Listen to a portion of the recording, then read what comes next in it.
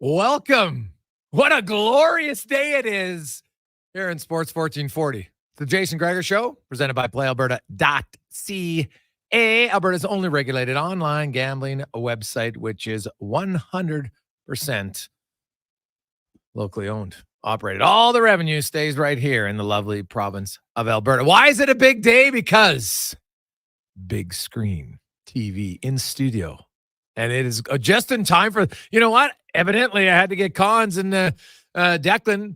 Should have told him that the Euros were in January. We got a TV going, but now we got the big screen TV in studio, which is amazing. So shout out to engineer Troy, and it's up and running, and it's glorious. So we'll be able to watch even more sports, which is what we love to do here. Cons, what game? I don't even know. I don't even know the game. I don't even care who the game is. I just like it. The sports is on. Who's playing? Right now, it's Austria, France. France up 1-0. 1-0. Okay. So own goal. Yeah. I like it, Gregor, but I'm just thinking when I just start drifting away, you can see my head tilt. Yeah. You'll be knowing when I'm locked in on the game when it's on. So no, it'll be great. Especially in the regular season, all the early games. So it's nice in the summer. This is just in time for the Olympics, baby. This is amazing. So this is what's so awesome about a long playoff run when you're in that city. Oiler fans, something tells me you're not tired. You weren't like, you know what?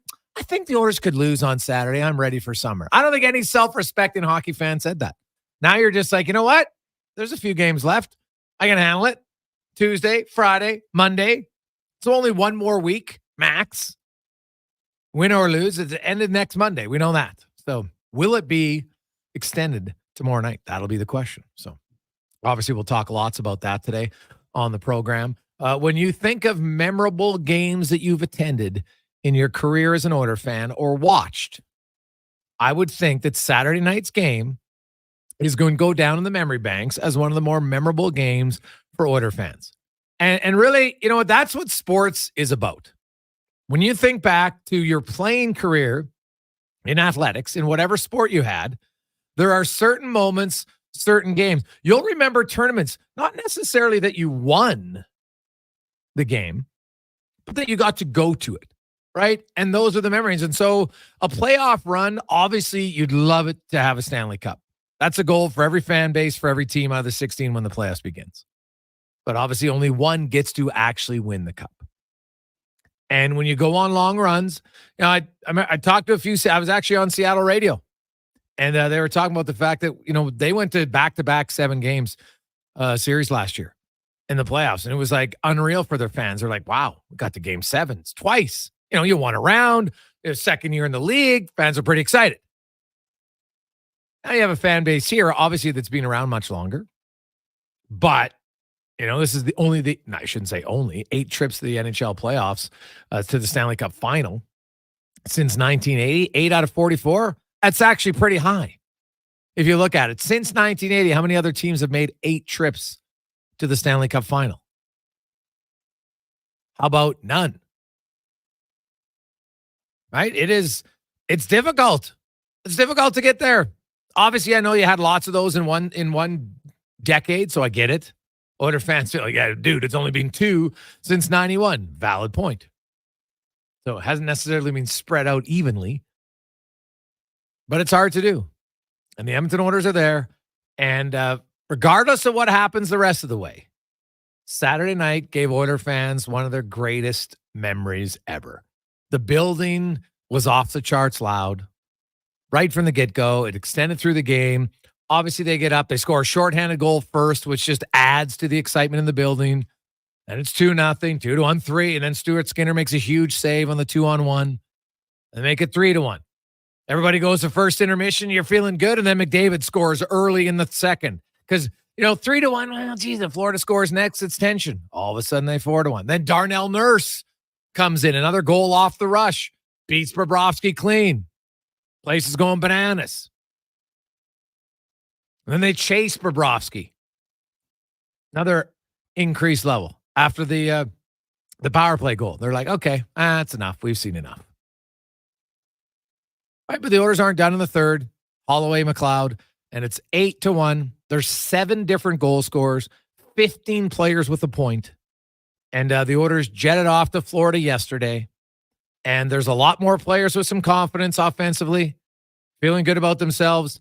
You know what's interesting? After the game, like it's an 8-1 win, but it was a very mature response. Hey, it's one game, which is true. Like the fans, you should be having fun, right? Like I saw some Florida reporter tweeting out how, oh, look at Edmonton. It's like they won the cup. And I'm like, dude, if you think that's how they're going to react when they won the cup, you have no idea. That's happened after every game because you're supposed to enjoy the journey. There's way too many people and fun sponges that I like to call who are, oh no, you only celebrate when you win, right? Oh, what's this celebrating after you win the first round? What are you talking about? It's an accomplishment. You cannot win the cup if you don't win the first round. Can't win the second round if you don't win the first round. Can't win the third round if you don't win this first or second round, right? And that's just how it goes. So of course you should celebrate it. And fans getting excited on a Saturday night when it's still light out, honking horns, having a party downtown. Nothing bad happened, at least nothing monumental that's being reported. So that's good. How to be on your best behavior. Smart, which is kind of what I expected. Well, Edmonton fans don't riot. Just remember that. Okay? Just that's all you have to do. 3 words. Edmonton fans don't riot. Full stop. Very simple, very easy. Don't do it. And if they win, though, tomorrow night, imagine Friday night for Game 6. Are you kidding me? Because think about fans who are here in 2006 and that playoff run, which went as long as it possibly could, Game 7 of the Stanley Cup Final. And everything up until the end result of Game 7 was awesome. So years later, how many of you are like, man, that was one of the best times I've ever had as a fan? Because they didn't win, but that was one game. You can't let one game ruin 2 months, or at least you shouldn't, right? The players, much harder for them to get over because it's their livelihood. For fans, it's like the greatest thing. You get to watch it, you enjoy it, you get frustrated, but you don't put in all the blood, sweat, and tears. It's not your job. It just isn't, right? So it's different. It's disappointing, but not to the same level. And if the Oilers can, with every game they win, it just extends the excitement of the playoffs and it allows for more memories and more opportunities. Right? How many times you ever see 8 goals in a Stanley Cup final game? The record is 9, set twice. You get 8 goals on home ice. So hopefully you enjoyed it. Whether you were at the game, whether you were at the Moss Pit, whether you were watching the game with your friends, family, you're at home, you're out at OTR, wherever you were, hope you had a blast. And something tells me you'll do it tomorrow. We'll be out on the rocks tomorrow if you want to join us for the game. So there'll be lots of watch parties all over the place. People getting excited, as you should. That's what the playoffs are for. That's what playoffs are for. I don't know if they're going to win tomorrow. I didn't think they'd get swept. Tomorrow is a tough one because, like, you think 8-1 and you're like, wow, they really dominated them. But you don't get any extra bonus points for being 8-1 or 2-1. The only advantage that I see, more players who should have a little bit more confidence in their game. And that could be a big factor, right? Like the Oilers now, they already got 10 guys with goals in the series? It's huge, right? It's huge.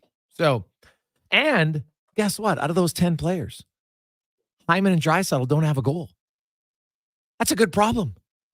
There's still room to improve if you're the Edmonton Oilers. So we'll talk about that. I love this. Hey, Gregor, Oiler fans did riot. There was a broken glass window. That's not a riot, Dono. It's stupidity. Look up riot and see what happened in Vancouver. That's a riot because it went on for hours and had millions of dollars of damage. Okay? Stupidity, one thing, sure. Riot, no. Don't use hyperbole, my man. It's not good. It's not good.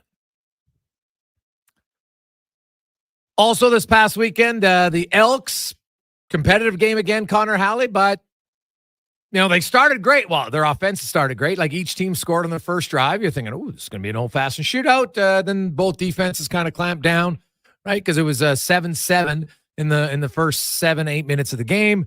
And then it ended up being 23-20. What's your takeaway from the green and gold? Yeah, another game competitive, Gregor, but it was the big play that crushed him at the end of the first half. Walter Fletcher, former Elks running back, took the screen, 55 yards to the house. That killed him towards the end going in. And then at the end of the game, Walter Fletcher, a big run, 39-yarder to really wrap it up for them. The Elks, for the most part, I thought played a pretty good game, kept it competitive defensively. They were stronger, still gave up the big plays to the air, which we've seen in the past, and I think they need to watch out for. But at the end of the day, the Montreal Alouettes just made more big plays when they needed to, got the job done, but it was competitive. The Elks hung around, gave themselves a chance to go into it in the fourth quarter, which is something we didn't see a whole lot of last year, obviously, in the last couple of years. So I think the team is improving. They're getting a little bit better, but still need to just eliminate those big plays on the the defensive side of the ball, because Walter Fletcher, he crushed them. Yeah, I look at my main question is you got to get Gino Lewis more involved, right? Am I wrong on that? He had the same. He should be double-digit targets every game. Not even a hesitation for me. So that's what I don't understand. Through 2 games, Gino Lewis hasn't been the guy with the most targets yet. I don't understand it. Yeah, 8 targets, 5 receptions. There's times when they get in the red zone where it's kind of like, why aren't we just letting them throw it up to him? I mean, a 50-50 ball for him. Yeah, that's all they talk about. Look at his wingspan. Yeah, and I'm like, where is he? It's not 50-50. It's probably 75-25. You got the advantage with Gino Lewis. And yeah, they don't seem to go that route. Yeah. But that would be fair. I think they've done an okay job kind of targeting the middle of the field. Maybe that's going to open it up on the outside going forward. But yeah, when you have a guy like Gino Lewis, it wouldn't hurt to get him involved. Who's your best receiver? Lewis. Simple. Every team, and don't tell me, the defense takes them away. No, the best receivers find ways to get open. The best offenses find ways to get the ball in the hands of their best receiver. Through 2 games, they haven't done it. So that to me is one thing that needs to change moving forward. Hey, boys, I almost decided to sell my tickets for Game 4. Thank goodness I didn't. That might be the most epic sporting event I've been to in my life. Mark in St. Albert. Yeah, I would think so. Hey, guys, I really hope they're in Bobrovsky's head. We might have an advantage. I believe that the Oilers get this one on Tuesday. It's going 7 for sure. Well, hey, the Oilers are one of... So if you just want to look at numbers, because, hey, who doesn't like numbers? And you got to go 1 game at a time. So in the history of the NHL, there's been 38 series where it's 3-1. The team that was trailing of those 38 series... 17 times they won. So 17-21. Pretty close. So they won 44.9% of the time. It's a lot better than teams that were 3-0 in a series to even get it to 3-1. Right? There's only that doesn't happen very often. So that's an improvement for the Edmonton Oilers. And if they win, then you look and say, okay, how many times has a team been 3-2 in the series? Because it doesn't matter at that point if it was 3-0. All that matters now is it's 3-2. Where do you want to go in the next game? So, and home or away, there's an advantage. The Oilers can become the first team ever to win Game 5 on the road when they trail the series 3-0. No team's ever done that in NHL history. So, they got a chance. Now, Adam Henrique did do that as a member of the Devils, the only time in the last 78 years that a team won when they trailed 3-1, even at home. So, he did it with the New Jersey Devils. So, hey, we all know what the odds are big picture, but if you look at 1 game at a time, the Oilers have a chance to make a little history of their own. And speaking of history, Connor McDavid, 32 assists now in the 2024 playoffs. That is a new NHL record for most assists in 1 playoff year. Not bad, I would say. Not bad at all. Wayne Gretzky, of course, had the top 3 spots at 29, 30, and 31. But now Connor McDavid resides at the top with most assists in 1 single playoff year, which I'll say not bad at all. Now, hey, guys, the Gretzky record should come with an asterisk because he had more games played, but that's not how it works. It's not how it works. It's just who has the most assists, right? Yeah. Obviously, now Gretzky and the Oilers, when he said it, they're a pretty dominant team, so they played fewer games. Sure. But that's not what the record is. The record is who has the most. It's not who has the highest points, assists per game in a Stanley Cup playoff. That's not what it is. It's who has the most assists. So there's different rules. 217, I should say. Coming up on the program today, we will have Rem Murray. Oilers fans used to call him Rem the Gem. He will join us coming up here in a few minutes' time. We'll hear from Dan Rosen. Paul Sir will be by. Wanye Gretz. Andy Petrillo will join us as, the Summer Olympics are getting closer and closer. They're like next month. And the men's soccer team announced Alonso Davies, right here from Edmonton, is the capitano. Also, with Paul Sir, we're going to talk about the Canadian men's basketball team and how deep and competitive it is that one of their veterans doesn't even get an invite to camp to try to make the team. So, and also Kevin Woodley with another goaltending scouting report on Skinner and Bobrovsky. What has he seen through 4 games? What did the Oilers, if anything, unlock on Bobrovsky when they scored 8 goals between the end of game 3 and before he got pulled midway through the second period of game 4? 8 goals on 20 shots. Whew. Have they uncovered, or was it just a one rough night for Bobrovsky? We'll find out from Kevin Woodley. As always, we'll get your thoughts. 833-401-1440, 833-401-1440 in our eWell inbox. Hey, Leduc, can leading edge physiotherapy help you? Well, this is a question I face every day. Let me answer the best I can. Do you have a pain or injury to your toe, foot, ankle, knee, hip, lower back, middle back, neck, shoulder, elbow, wrist, hand, or finger? Are you dealing with a sprain, strain, fracture, tendonitis, bursitis, arthritis, dizziness, balance issues, surgery, whiplash, or headache? Okay, I can't list all the problems that we can help in leading edge physio in under 30 seconds, and I can't promise we fix everyone. But I can promise that we'll combine our experience, skills, technology, and hands-on care to give you an edge. Life shouldn't hurt. Find us at leadingedgephysio.com. Ennio and Jason are friends. Hey, buddy. What's up, buddy? Except when they talk. What? Edmonton had all those first overall picks, and they still can't win. We still beat you. Battle of Alberta champs, baby. But ask them who makes the Who? best beef Jason jerky Gregor in will Alberta. join us, They'll tell you. and we'll also talk to Declan. Real hot beef jerky. It might be the only thing Alberta hockey fans can agree on. Pick up some Wilhock beef jerky today in Leduc, Spruce Grove, and West Edmonton Mall. Excavators, loaders, lifts, compaction equipment, and more. EMC Buick. Some of that love fades. Enjoy your day. Repairs take several days and tons of cash for the dealership to do their magic. Let Cochran's Automotive rekindle the flame. They'll professionally repair your import, usually in one day. Audi, BMW, Mercedes, Volkswagen, Honda, and Toyota. Cochran's Automotive will return her to mint condition. Open at 7 a.m. Let Cochran's Automotive repair your automotive air conditioning before things heat up. Cochran's Automotive, 780-452-5001. Black Friday pricing is back at the Brick. Check out the latest deals in every department, as well as hot new items just in time for summer. This Friday, June 21st, from 5 p.m. to midnight only, shop incredible 7-hour door crasher deals, like 65% off sofas when you buy the matching love seater chair, and 50% off mattresses $9.99 or more. Take advantage of these fabulous deals today, because Black Friday pricing won't last forever. Some exclusions apply. The Brick, saving you more. Edmonton Stingers basketball face the Ottawa Blackjacks Thursday, June 20th at the Edmonton Expo Center. Enjoy affordable family fun with a $5 food and drink menu and free parking. Tickets start at just $20. Visit the Stingers CA/ticket. Welcome to the basketball. Sports fans, we've got a clear choice for you. At Crystal Glass, we provide customers with the What perfect a glass for nice any song. job. From home to auto and even commercial, installation or repairs, we're your team. Call Our 310 80s Glass hits or visit extravaganza continues. crystalglass.ca. Crystal Glass. On sports. Warmer, brighter days can make you crave something to sip. Booster Juice is busting out booster mixers, the summer fixers.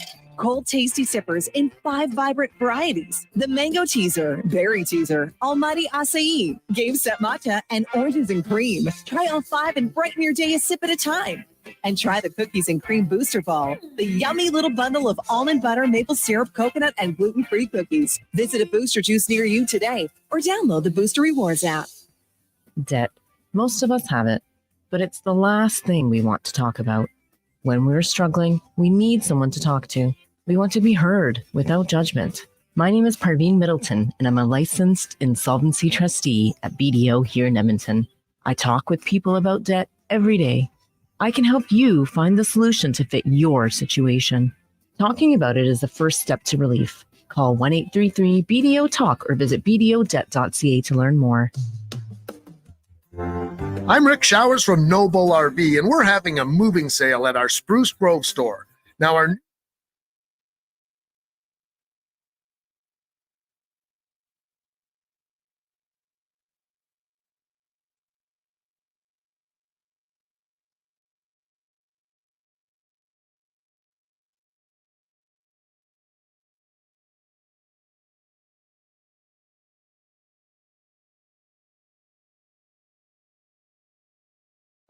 chance here, nearly shorthanded for Owen Nolan, and he had lost his balance as he was trying to get the shot away. And Ron Stern is out of the box. 6:20 left in regulation. Sharks still with a 2-1 lead. Here's Selivanov. Selivanov centering a tempo to the net. And it's in the net. It either bounced off of Rem Murray or the San Jose Shark that was holding on to him. And the Oilers have tied the game unless they're going to review this. Everybody's arguing. Both teams going towards him. One team, the San Jose Sharks, pleading. And certainly the Edmonton Oilers on the aggressive. You know, one thing they didn't get was an argument from the goaltender, and that tells you something. Shields took that one. I mean, it went in off Rem Murray. Now, whether or not... Still with a 2-1 lead. Here's Selivanov. Selivanov centering a tempo. Here's Selivanov. Murray or the San Jose Shark that was holding on to him. The Oilers have tied the game unless they're going to review.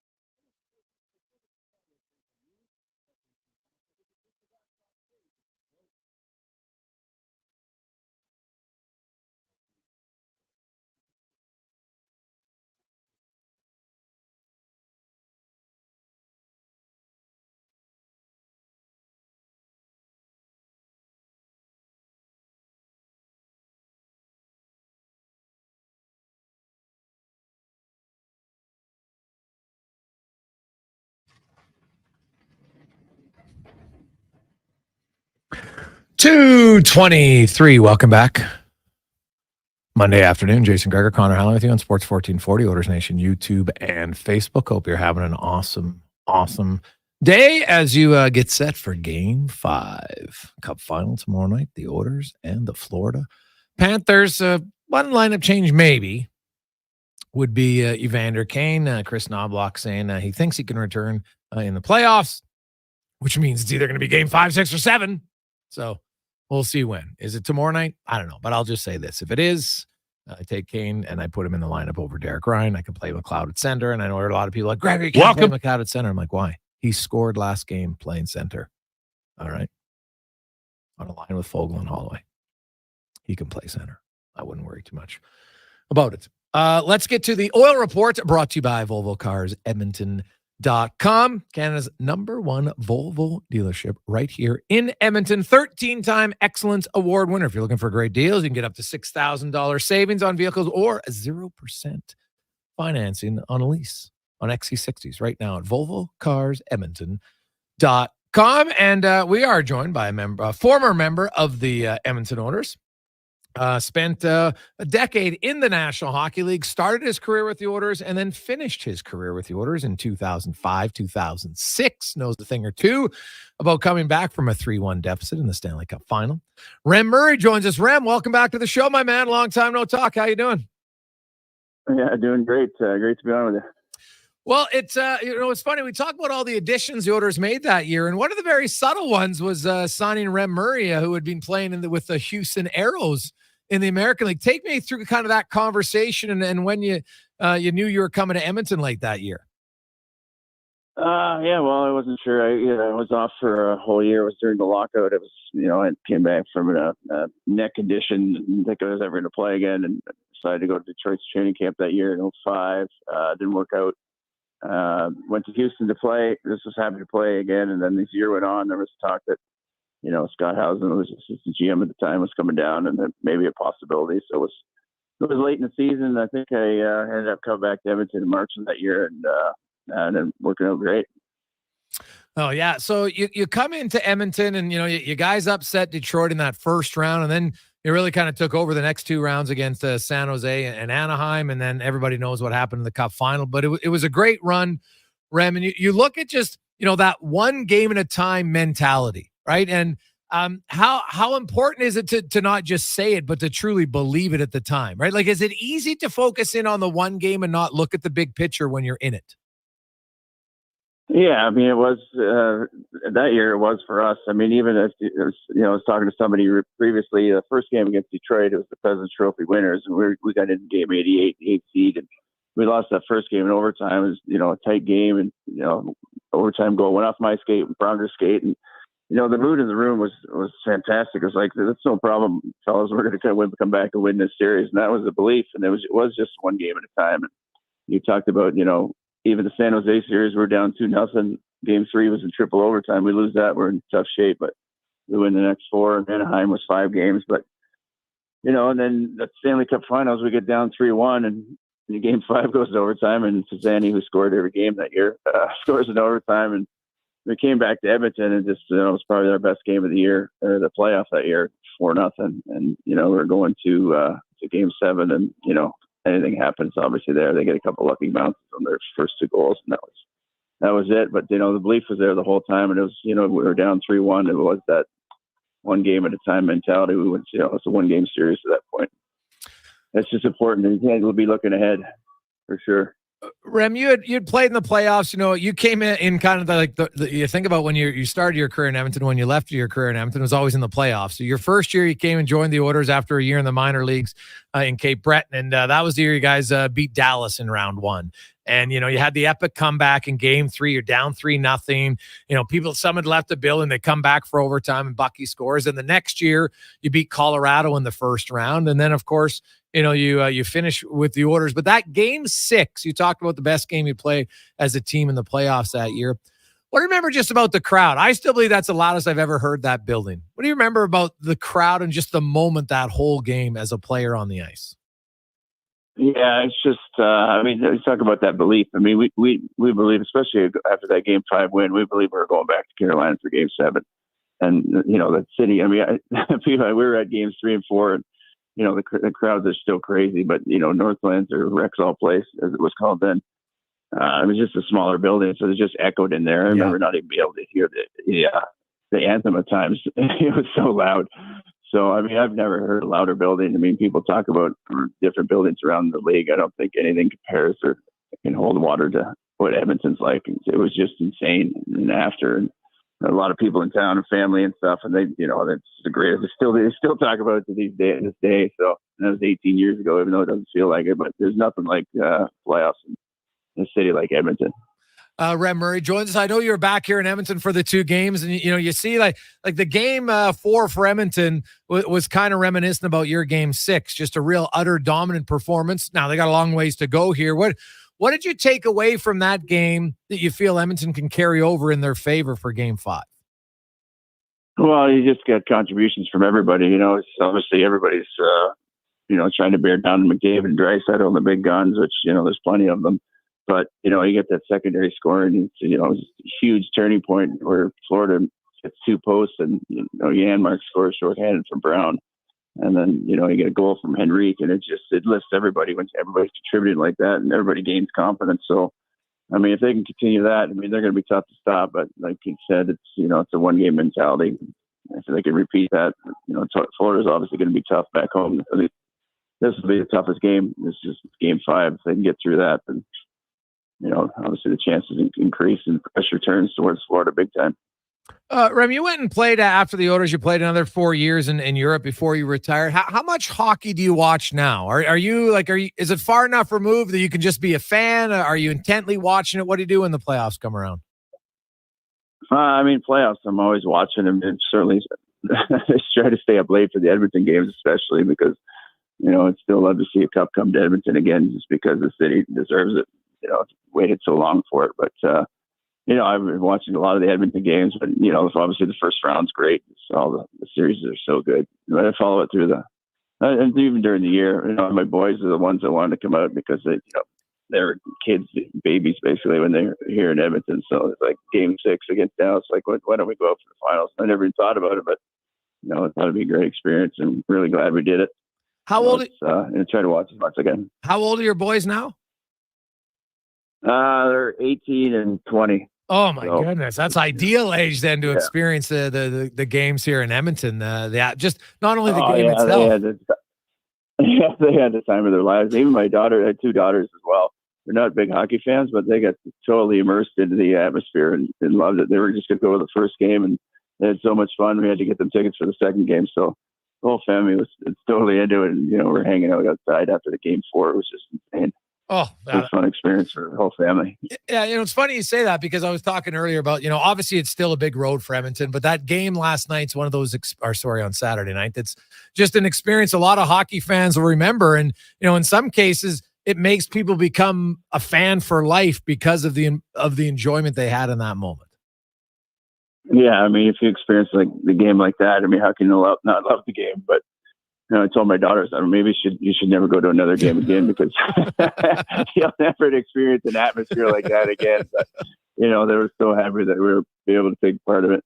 Yeah, for sure. What's your thoughts, Rem? I don't know how many times you watch them live, but what's your thoughts as a former player on what you see on a nightly basis by McDavid? I mean, you see him on TV, and it's just, it's incredible. He's a threat every shift. I mean, I was telling somebody, like, the superstars, they might not see him for a period or two, but I mean, he's dangerous every time he touches the puck, and it's totally another level. To be able to play with that speed and to have the hands to keep up with your feet, it's just unheard of. And to think the game at that level, he controls the game. It's just a total threat every time he touches the puck and every time he hits the ice. It was impressive to watch. I'm glad I got to see him score. Obviously, seeing him live, I'm going to try to watch him as much as I can. Rem Murray joins us. Rem, the game within the game. You talk about that Detroit series, and you guys changed your style a little bit back in 2006, and were able to get by Detroit a little bit. The Oilers, one change I noticed in game 4 is they were trying to stretch pass a lot more. You had a winger leaving the zone, and not only just the stretch pass, even just that long flip pass up the middle, and it really seemed to put Florida on their heels. How do you think Florida is going to try to counter that in game 5? Well, I mean, maybe they won't send they'll have more guys back, but who knows? But it seems to be working for them for sure. But it causes a lot of havoc when you can get guys flying to the neutral zone. You hit that winger, and then even if he chips it in, you got the centerman flying through the middle. So it's a big deal. It's changed. It's funny how it's a game within the game, because Mac T kind of did that for us against Detroit. We used to be aggressive, sending 2 guys all the time, where we did more of a trap style, and it caused a lot of problems for Detroit. So Edmonton speeds, it's tough to stop. So if they continue to do that, it's going to be continue to be tough for Florida. But they'll adjust as well, just like everybody does, and have a 3rd or 4th guy high. Maybe there's only one guy forechecking, and they don't have pressure. So it'll be interesting to watch how they come back against it. But Edmonton speed's tough to stop. Yeah, well, get going through the neutral zone. And if it makes Florida not be as aggressive on the forecheck, well, now you've kind of got them out of an area of the game that they really like. So maybe that's a benefit more for Edmonton too. Yeah, without a doubt. Anytime you can get play in the offensive zone, even if you're not creating chances, you're wearing the other team down. And they're on their heels the whole game. Where more pressure can continue, and they maybe get in Bobrovsky's head a little bit, or put a few pucks behind them. That especially if they get the first goal, I think that'll be a big one for him. Puts a little bit of doubt in them, and continue to put pressure on them, wear them down over 60 minutes, and hopefully 3 more games. Rem, always good to catch up there. Glad to hear you and the family had an amazing time at Game 3 and 4 in Edmonton, and enjoy the final 1, 2, or 3 games. Will do, for sure. Appreciate it. Jason, good talking to you. You betcha. That is Rem Murray. And you know what? One of those kind of subtle fan favorites. He had sneaky good hands. Right? He's another example of a player who got to the NHL, and he was a big time scorer his first year in the American League. A lot of people probably don't know this. So Rem Murray was drafted by the LA Kings. Right? He was like a 5th, 6th round draft pick. Never played for the Kings. Right, came signed as a free agent with the Oilers after 4 years of college. And his first year in the American League, he was a 90-point player. 31 goals, 90 assists as a rookie. That's pretty solid. Right? Then he did score 11 goals his first year in Edmonton. Had 21 his third year as an Oiler, had 15 another year. Rem Murray was a smart offensive player. But like a lot of guys coming out of college, you know what? There's lots of good players in the NHL. And so sometimes you're offensive minded, you got to become more of a checker. And that's eventually what Rem Murray had to do. Very smart, was good on the penalty kill. But he was one of those guys in your bottom 6 that you could see the offensive instincts. They don't totally leave a player. They just don't necessarily get to show them as often. And he was a sneaky good offensive player. 2:38, we got Cam Tait coming up. Also, Connor Brown. When you watch the Oilers games now, how different does Connor Brown look to you? Probably significantly different. We'll go in deep as to why with Brown himself, and he had some glowing words about some people in the organization. We'll find out who next on the Gregor Show, presented by PlayAlberta.ca. For all things Stanley, there's only one sports station in town. Kevin Carius. If you can stop those glaring errors. Low Tide. And I believe that the worst thing you can do is bet against Connor McDavid. Jason Gregor. They're just as fast, just as smart. And they're skill guys, the Fab Five. This is Sports 1440. Christensen Communities, the name in active adult living. Enjoy retirement living without compromise. At Christensen, we understand that each lifestyle is unique. We are committed to providing choice through optional dining, personal services, recreation programs, and care plans to suit your current and future needs. Enjoy maintenance-free living and build new friendships in a safe, independent community. Large suites with full kitchens and in-suite laundry, on-site amenities, and so much more. Find out more today about our communities across the province at cdlhomes.com. Hey Edmonton, ready to power up your projects with unbeatable strength and efficiency? Step into Edmonton Kubota, where our massive inventory meets all your needs. From rugged tractors and loaders to nimble mowers and utility vehicles, we've got the machines that work as hard as you do. And guess what? This month, we're rolling out exclusive deals that'll make your heart race faster than our engines. Drive down to Edmonton Kubota or visit EdmontonKubota.com to discover how we can boost your efficiency, productivity, and fun. Edmonton Kubota, powering your passion with every turn of the key. I'm Colin Livingston, president of Cantork. Since 2016, we've been at the forefront of hydraulic torque wrenches in Canada. I'm delighted to share our latest venture, in-house production for quicker turnaround, superior quality, and heightened versatility. Experience excellence at Cantork.com. Bringing every project to life requires the right team. By joining the Japa Machinery Group service or sales teams, you can be part of setting a new industry standard. Celebrating a legacy of excellence with Japa. Learn more at japamachinery.com.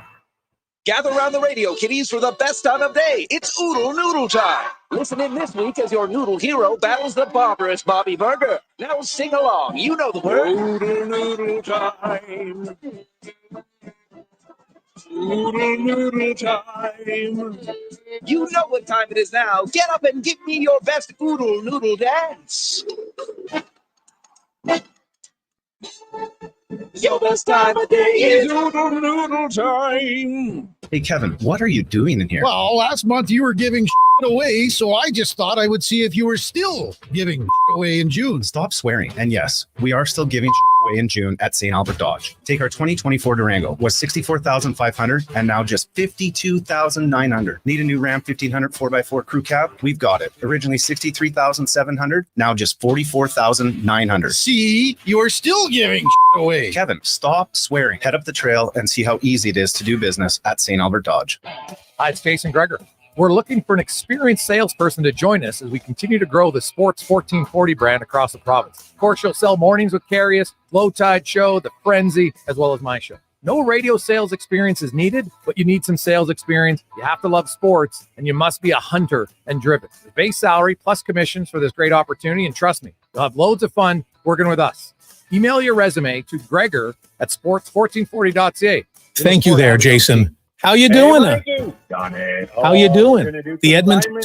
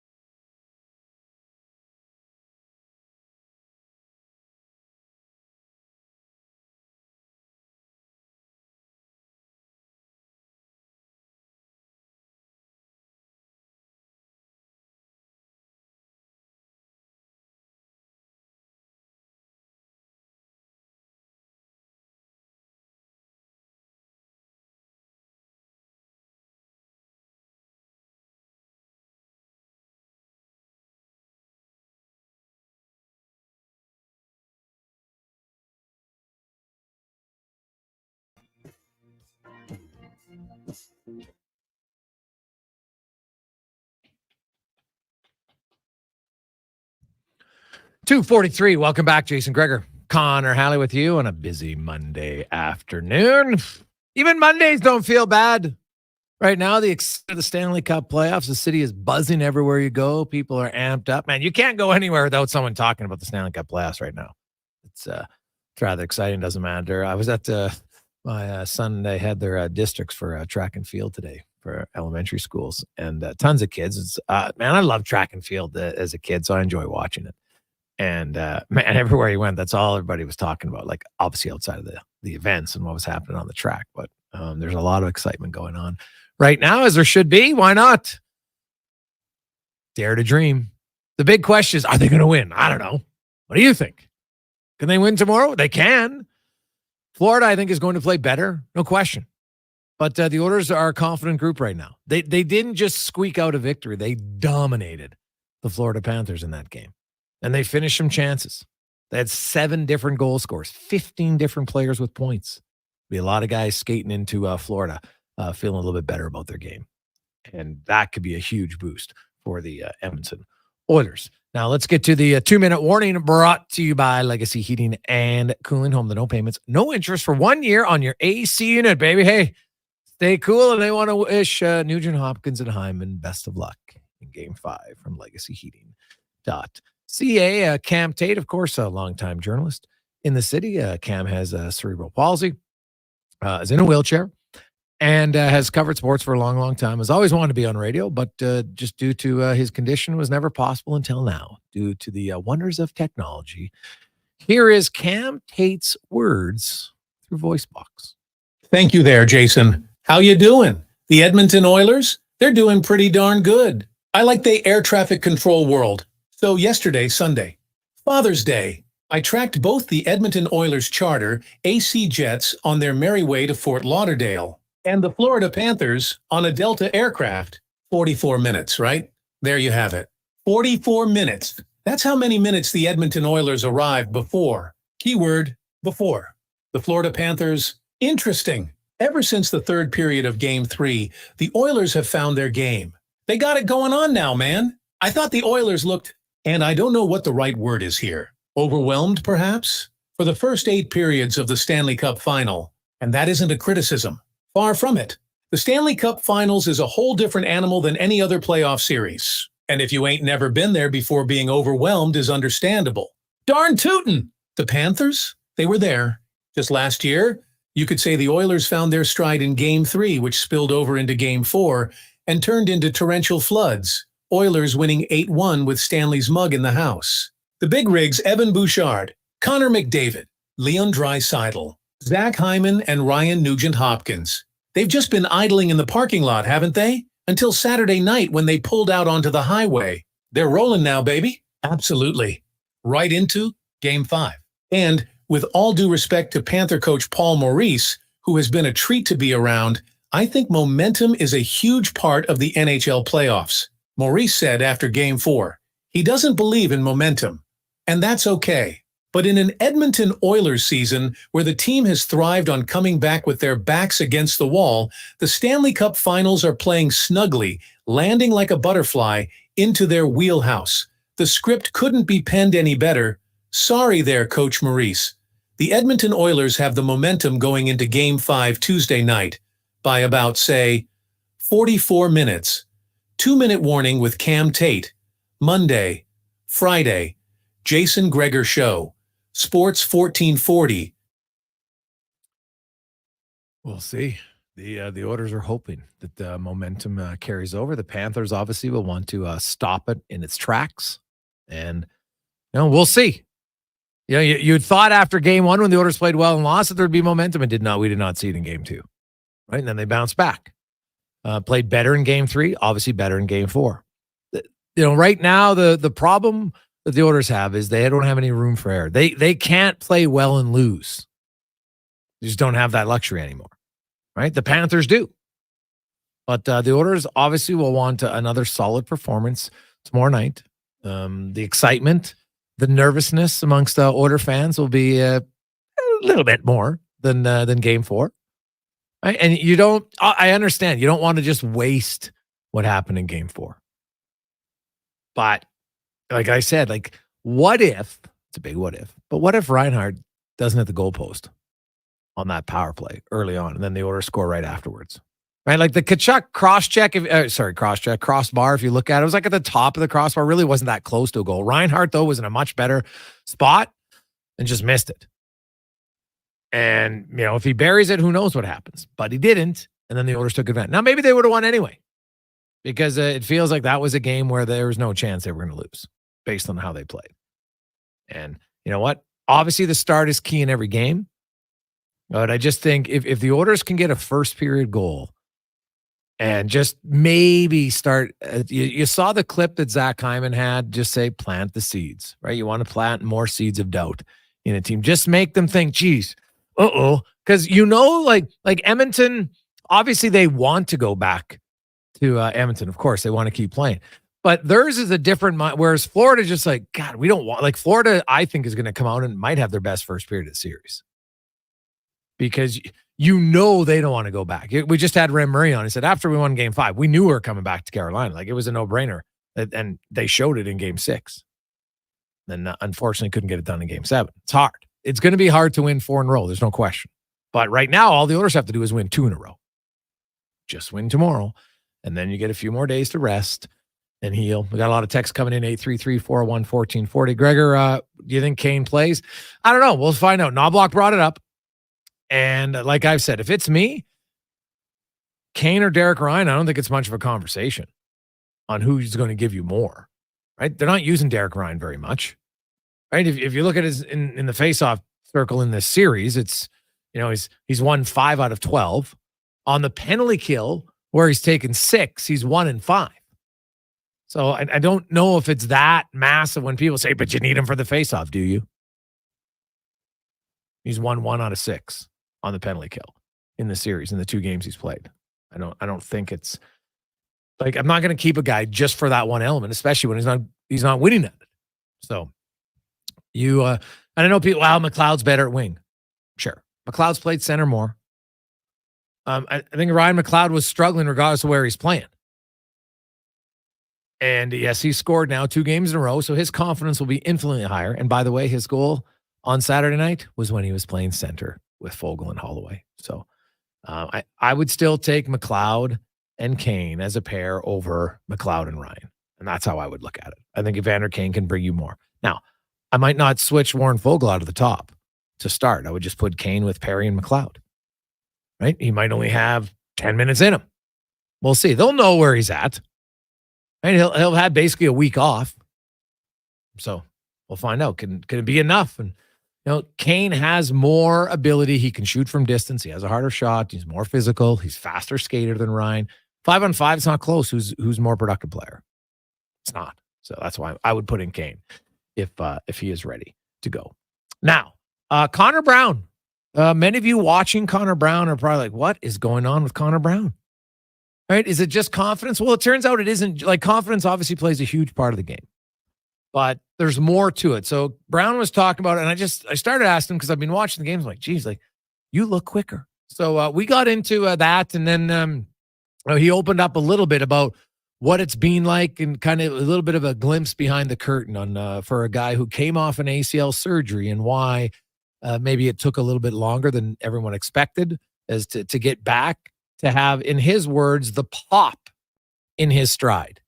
And he feels he's got it back now, and it's making a big difference. Here's Connor Brown. Just first of all, just talking about the chemistry and the need for a big win on Saturday night. Well, I think we're just developing more and more chemistry, more and more confidence. I think that for me, obviously, I think my goal was to get better as the year gone on. Obviously, coming off a long, missing last season and having some injuries and stuff like that. So I just feel like more and more like myself. Like the playoffs, everybody thinks they get worn down. You almost look like you're quicker and better. Do you feel that, like, just coming off that injury and stuff? Like, do you feel better now than you did, back in November, December, January? Yeah, not even close. Yeah, and to be honest, that's all thanks to the strength and the conditioning staff here. I mean, they're the best in the world. I'm so lucky. We're so lucky that we get to work with guys like this, and their help this year to bring me from where I was to where I am physically.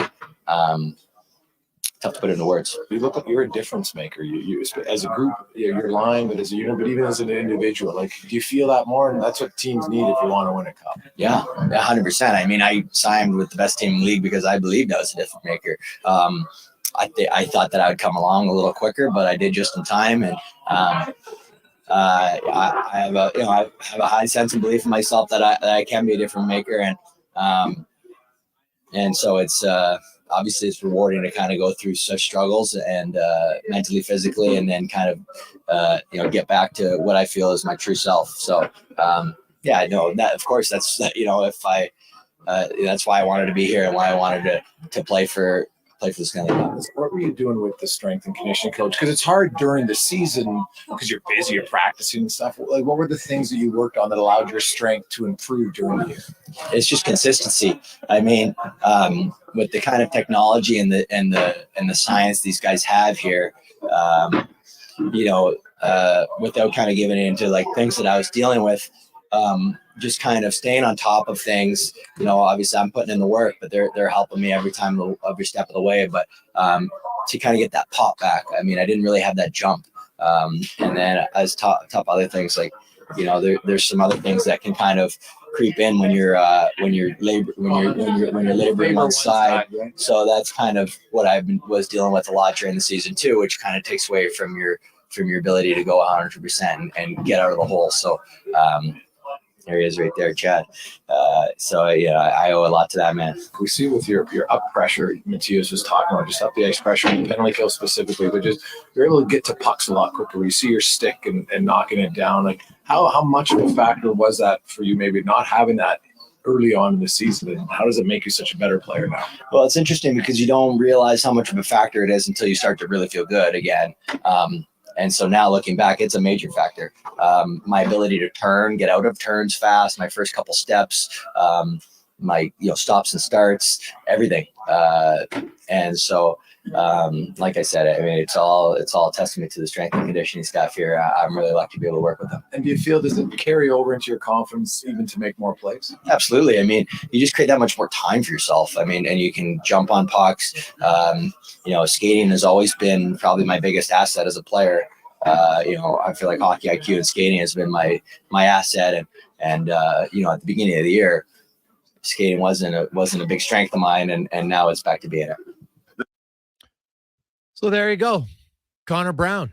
He had patellar tendonitis, which is fairly common. And so you do the hypertrophy for the tendon to try to build it up and lengthen it. Because usually when you have the ACL, they do, you take a graft from your patella tendon, I learned. So learned a lot of stuff about that in that conversation. So it is what you realize quickly is how important proper strength and conditioning is, right? For any player, and it's vital. And so, shoot a huge shout out to, Chad Drummond and Joel Jackson, no relation to Jeff, by the way, but he's been in the organization longer. And those are guys who unheralded, but behind the scenes, Drummond was the guy they worked with when McDavid spent that summer, and he opted not for surgery, right? Like you need to have world-class strength and conditioning coaches to help your team. And, nowadays you have so much more equipment that's available, as you should. Like, to me, there's no salary cap on expenses that you can have for your strength and conditioning coaches or for the machines that you can get in your building. Right. And so what was he talking about? The plates they have in the background, the power plates, so they can know exactly how much power do you have and are you exerting it evenly? You don't want to have a significant difference in distribution power-wise. Doesn't help you. And so when you come off a surgery like that, we've had Grant Fedork on the show a lot. So we'll have Grant actually on later this week to talk about just the importance of that and how difficult it is. Because you have 9 months of, you're strengthening that side, but it's still, even though you're strengthening all the time, as Connor Brown said, he goes, I didn't realize how much of a factor it was until I got back to feeling myself. Then you're just like, oh my goodness. Yeah, I didn't think it was that bad until I got good again. And then I realized that, yes, it makes a big impact. Like on his ability to turn and come out of stops and starts. And you watch Brown, like Brown is now playing like the player that they expected when they signed him. Right? And so it'll beg the question, right? Like, you got a good deal, no question, right? Cap wise, he ended up getting $4 million. The Oilers was $775. Obviously, the bonus overages are now going to carry over to next year. I'm very curious about a contract for Connor Brown, because if you just look at his production this season, he's not going to be able to command big dollars. But his play in the playoffs, he's going to be like, yeah, but I'm back to myself now. So that's where the negotiation and the dance is going to be. But now he won't be. He was in a unique situation because usually the only players who get bonuses in their contract are on entry-level deals or players who are 35 plus. Now, the exception is a guy like that who, due to an injury, misses basically an entire year, which he did. Then you can have a bonus contract. So he can, for anybody wondering, if he signs, wherever he signs, there'll be no bonuses in his contract. It's just going to be a straight AAV. And what would it be? Would it be a 1-year deal? I guess now it all depends. Somewhere else, somebody can probably give you more. But if the Oilers win or if they don't win, like if he felt he signed here, in his words, because he felt like, hey, they were really good and I think they could win, would that be enough to have him come here and sign a contract based on his production this year, not what his production was a few years ago? Because that's what his contract was this last year, was one based on what he'd done before. And obviously, I think it took a little bit longer than anyone would have expected. But it just shows you, sometimes I think we take for granted when a player has a major injury that it's like, 6 months, they'll be better. No. Like 6 months means you can walk around and live a normal life and you can play hockey, as we saw with Connor Brown, but you can't play to the level that you used to be at. You can't, there's certain parts of the process you just can't speed up. And I think we saw that and have seen that with Connor Brown. So, but he's back now and good timing for the Oilers. Let's get to the con man and a Sports 1440 update brought to you by Hockey Heroes Society. Their charity golf tournament goes September 7th at Whitecourt. They also have a banquet on the night. They're looking for some foursomes if you want to play in this great event. Lots of NHL alumni there. Terry Ryan is going to be in town for that one, and many more. And if you want to sign up, you can go to hockeyheroesgame.com. Check it out, hockeyheroesgame.com. Here's Connor Halley. This is a Sports 1440 update. Game 5 of the NBA Finals goes tonight from Boston. Tip-off set for 6:30. Kristaps Porzingis probable to play in this one, as is Luka Doncic for the Dallas Mavericks in the majors. No games going on right now. The Jays kicking off the series against the Red Sox. First pitch set for 5:07. Also the Marlins taking on the Cards. The Padres in Philadelphia. Pirates host the Reds. Tigers in Atlanta. Rangers taking on the Mets. Dodgers in Colorado. Angels host the Brewers. And the Cubbies taking on the Giants. Euro 2024. All three games now final. Romania blanked Ukraine 3-0. It was Slovakia over Belgium 1-0. And France defeats Austria by that very same score. In the WNBA today, the Lynx taking on the Wings. That one gets going at 6 o'clock. And international news for Canada. Bayern Munich star Alonso Davies will now be the captain for Canada as they head into Copa America on Thursday. That was announced by coach Jesse March. Also, midfielder Stefan Eustachio will be the vice captain for the squad. Coming up in hour 2 of the Jason Gregor Show, we'll be joined by Dan Rosen from NHL.com and the host of the basketball show, Paul Sir. I'm Connor Halley. This has been a Sports 1440 update. Sports 1440, a Stingray radio station broadcasting on Treaty 6 territory. Download the free iHeartRadio app and listen to CKJR wherever you go. What's cracking at Cattail Crossing? The Mixed and Mingle League. Join Cattail Crossing Golf and Winter Club every Thursday as they pair up males and females for a fun and social round of golf. Only $33.30 all season long. Details at cattailcrossing.ca.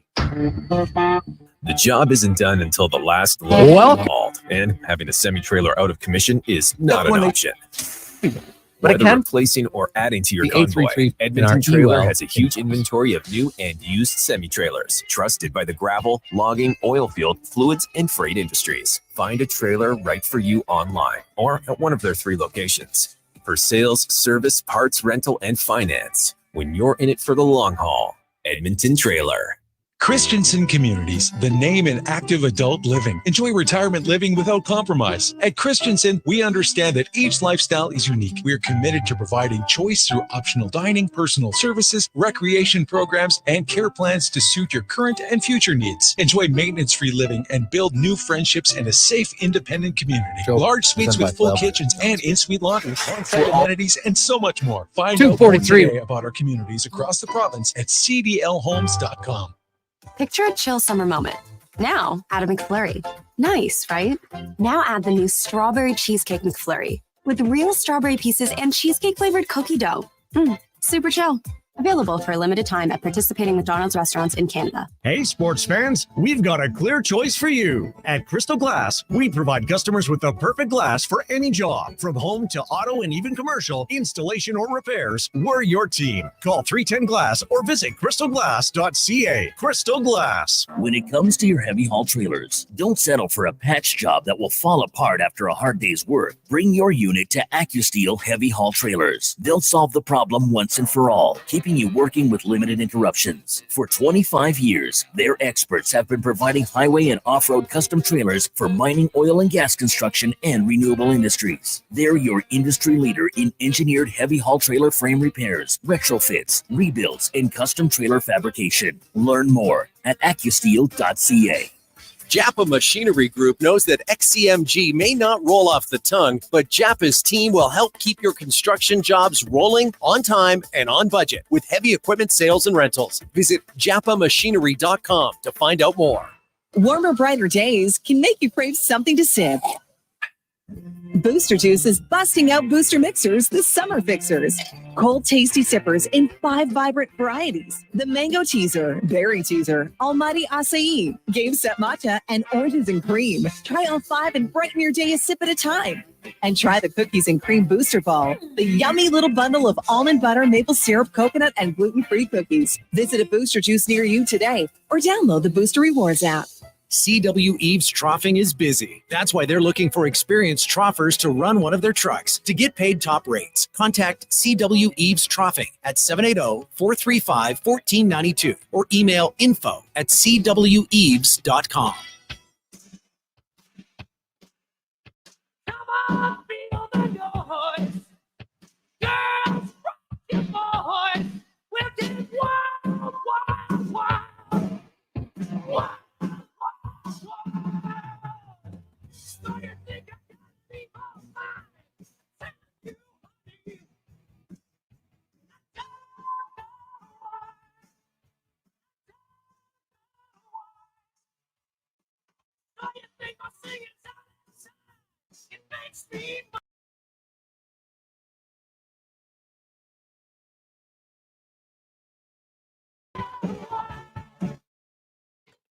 Just after 3 o'clock, welcome back. Jason Gregor, Connor Halley with you on Sports 1440, presented by PlayAlberta.ca, where you can get in the game.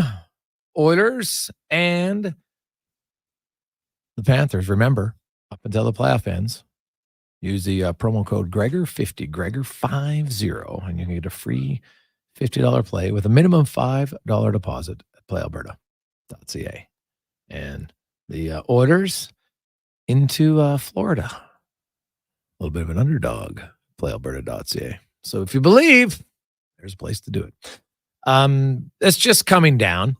Not a huge surprise, considering when we had Don Waddell on our show 2 weeks ago today, in fact, on June 3rd, we asked him about his head coach and said he hadn't spoke to him yet. They were going to have a meeting, and you kind of got the sense that might not be his guy in Pascal Vincent. So they were meeting later that week. They met, and Don Waddell has decided to go in a different direction. So Pascal Vincent is out as the head coach of the Columbus Blue Jackets.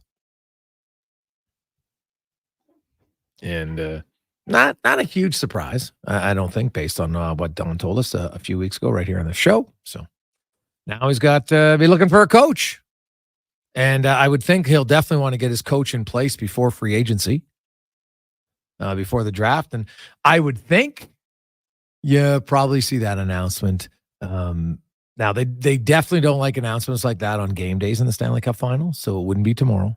But Wednesday or Thursday, I would not be surprised at all if you see an announcement that quick. You know what? He goes out, okay, we're not bringing you back. He's probably already talked to some other guys. He's got a lot of contacts around the NHL. And looking to see who's going to be the next head coach of the Columbus Blue Jackets, who are a team.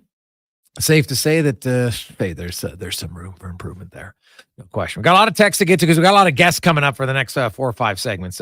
833-401-1440, 833-401-1440.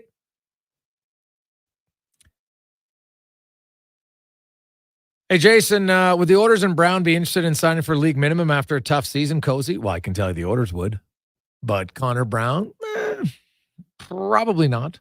But he might. It all depends, what other offers does he get, right? Because at the end of the day, you look at it and, it's a few years removed from being a productive player in the National Hockey League.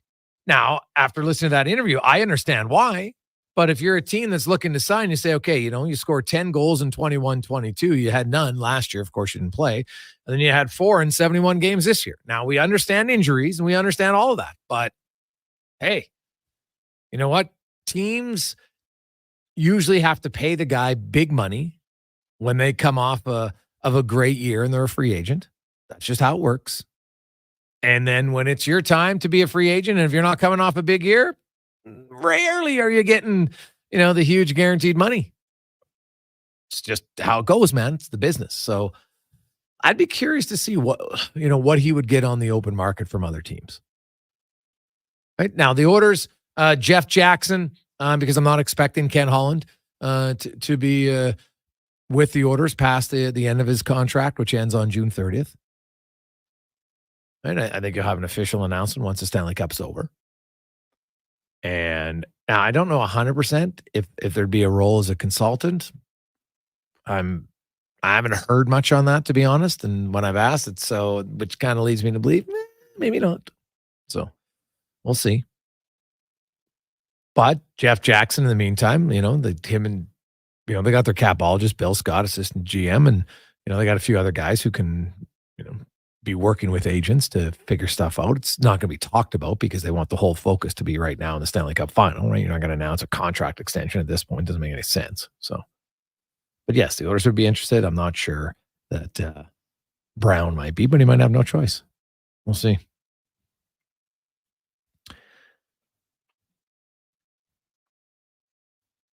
Hey guys, what happens if the Panthers score on both those cross-seam passes and Stu doesn't make those spectacular saves at 2-1 from Bing Dangles? It's a great question, man. That's why I've said I think in an 8-1 game it might get overlooked. Some key saves. The 2-on-1 on Verhaeghe was a massive stop. It's 2-1 in the game. In the first period, the Oilers were up 3-1, and I think you could make the argument that Florida had generated more quality chances in that period. Because that's what happens in the playoffs. It's not always the team who's leading who's playing the best. Ask the Oilers about game 1 of this series. Think they should have won that game? Yeah, but they didn't. And that's what you need from your goaltending. Stuart Skinner was the better goalie flat out in game 3. There's no debate. And now it might not be to that level in game 5. I would say it's highly unlikely that the Oilers are going to score 6+ goals again, although it'd be fantastic if they did, but I think it's unlikely. So we'll see what happens there. Hey guys, what happens if the Oilers score in their goal post in game 3? Well, we don't know. That's why it's part of the game. You never know. All I know is they didn't win. And hey, I've said it many times. This series could be 2-2, but it's not. So who cares? There's no point mentioning it. Could be, would be, should be. Who cares? It's not. So the Oilers, they need to win game 5. That's the one thing everybody agrees upon. They lose, it's over. Pretty simple, straightforward. So they've got to come out, and they should have more offensive confidence than they had before. I don't think there's any debate on that.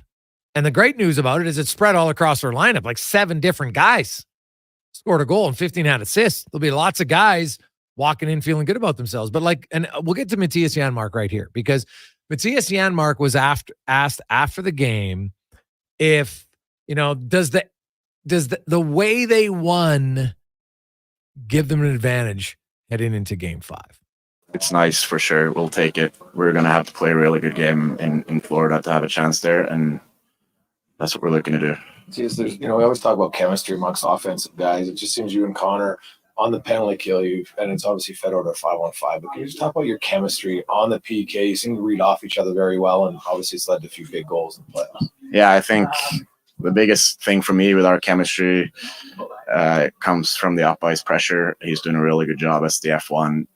I'm kind of laying back there and trying to read, and if they try to enter on my side, I try to take away as much space as I can, and I think throughout the year that's where we've been the most effective. Then when we get back in our end, our Ds are doing a lot of the hard work too. But yeah, that's been the biggest thing throughout the year, and then obviously we've been able to capitalize on a couple odd man rushes the other way too.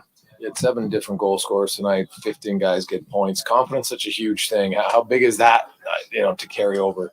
Yeah, I think that's probably the big thing about the game. The result tonight is that guys get to feel a little better about themselves. Guys that maybe haven't scored in a while, but the effort has still got to be there in Florida. You can't just go out and feel good about yourself. It's got to start with hard work, and then we're going to get our chances, and hopefully guys will be a little bit more confident, and we can put the puck in the net a little bit more than we have. And I know you're always impressed by what he does, but Connor McDavid sets a new playoff record tonight. 32 assists in a playoff year. Passes Wayne Gretzky of all people. Just never really cease to amaze you in what he can do.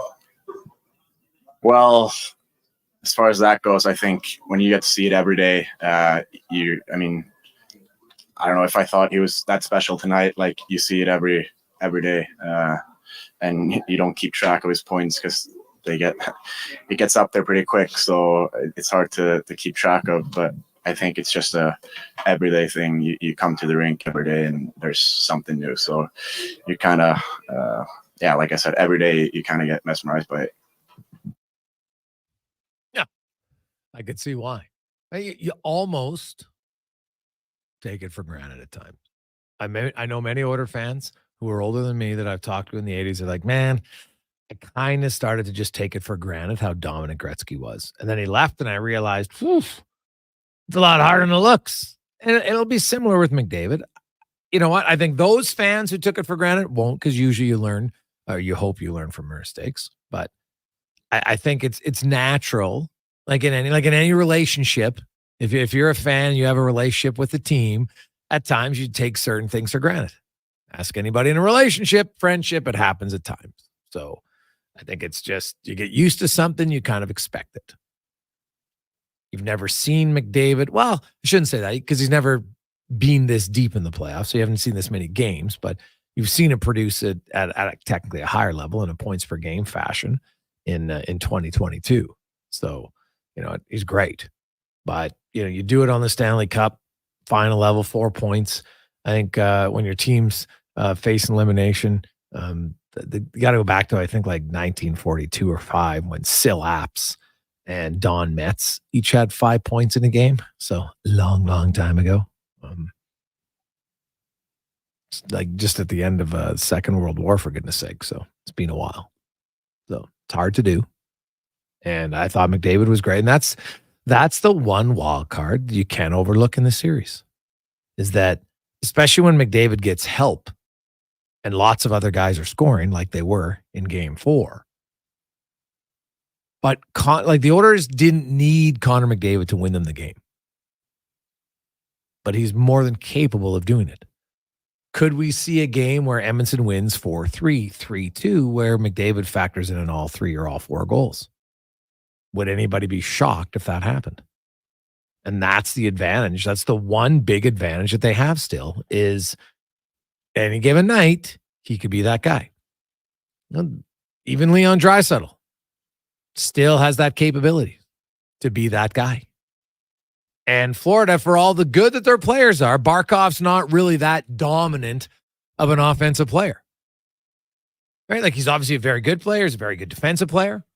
But he's not a guy who usually is going to take over a game offensively. Right? Just doesn't happen that much. He can play a really sound game for you, no question. But not one, like he's got a point a game in the playoffs. He's got 21 points in 21 playoff games. And I think he had one, cons of look it up. I think he had the one game against Boston where he might have had 3 or 4 points. I think. Yeah, 4-point game against Boston. Okay. The rest 2's the peak. Okay. So, well, we'll see. Like had a 3-point game against Tampa. Okay. Like Matthew Kachuk. How about Matthew Kachuk? Like, if you're Florida, like Edmonton says, hey, you know what? We're good. We've scored all these goals, and Draisaitl and Hyman haven't scored. So the odds will tell us that those guys are due to break out. And if you're just going by odds, yes. Now, odds aren't reality. It's just the odds. The Panthers are on the other side probably saying, yeah, you know what? Matthew Kachuk has 1 point for us in the series. And when I tweeted in the last game, when, after that scrum where he gave a few little shots to McDavid, and that's what rats do. That's what you should do. I was like, honestly, that's like the first time I've noticed Kachuk in the series, because I really hadn't. Like, have you seen him have a shift or two that's really dominant? I haven't. It's not a knock. It was just the truth. I haven't really noticed him yet. But that could be a good thing for Florida, because they say, hey, the guy who came into the Stanley Cup Finals is our leading scorer. He's our leading scorer in the regular season. We think he's due to have a big game. So each side has those guys where they feel like, hey, they could still elevate. Now, McDavid has been elevating. And that's a big positive for the Edmonton Oilers. So 6 points in the last 2 games. And You know he's driven. That's obvious. But it'll be hard in Florida because the Panthers now have last change. You know it's going to be the Forsling, Ekblad pair and Barkov probably every shift against McDavid. Similar, like if you go back and look at game 1 and look at the minutes played. McDavid, I think it was like 92% of his 5-on-5 time was up against those guys. So, see. Hey, Gregor, do you not change a winning lineup despite last change being a factor as the visitor in game 5? I don't really worry about, wins or losses. All I look at is I ask myself a very honest question. Evander Kane, Derek Ryan. Who do I think can offer me more? Now, you have to know how healthy Kane is. They're not going to say it, but behind closed doors, they will know. Right? There's some tests you can do. Right? They got the force plates. We just heard it from Chad Drummond. They got the force plates that you can measure. Okay, what's the output? All that. So where's the guy at? There are things that they can test. So they'll say, even though Kane's at 80%, whatever the number is, do we think he can give us more than Derek Ryan? And that's going to be their question. And I'll tell you, I think the answer is going to be Kane majority of the time based on a certain whatever that threshold is. Is it Kane at 85? Is it Kane at 80? Is it Kane doing this test? Whatever the number is. They can do it now with the technology. So I wouldn't care because they won the last game. Knobloch has made lineup changes after they've won games, after they've lost games, and it's been successful either way. So I don't put much stock into it. Oh, I can't change a winning lineup. He's done it pretty much his entire time here. And it's not going to impact the player's preparation whatsoever.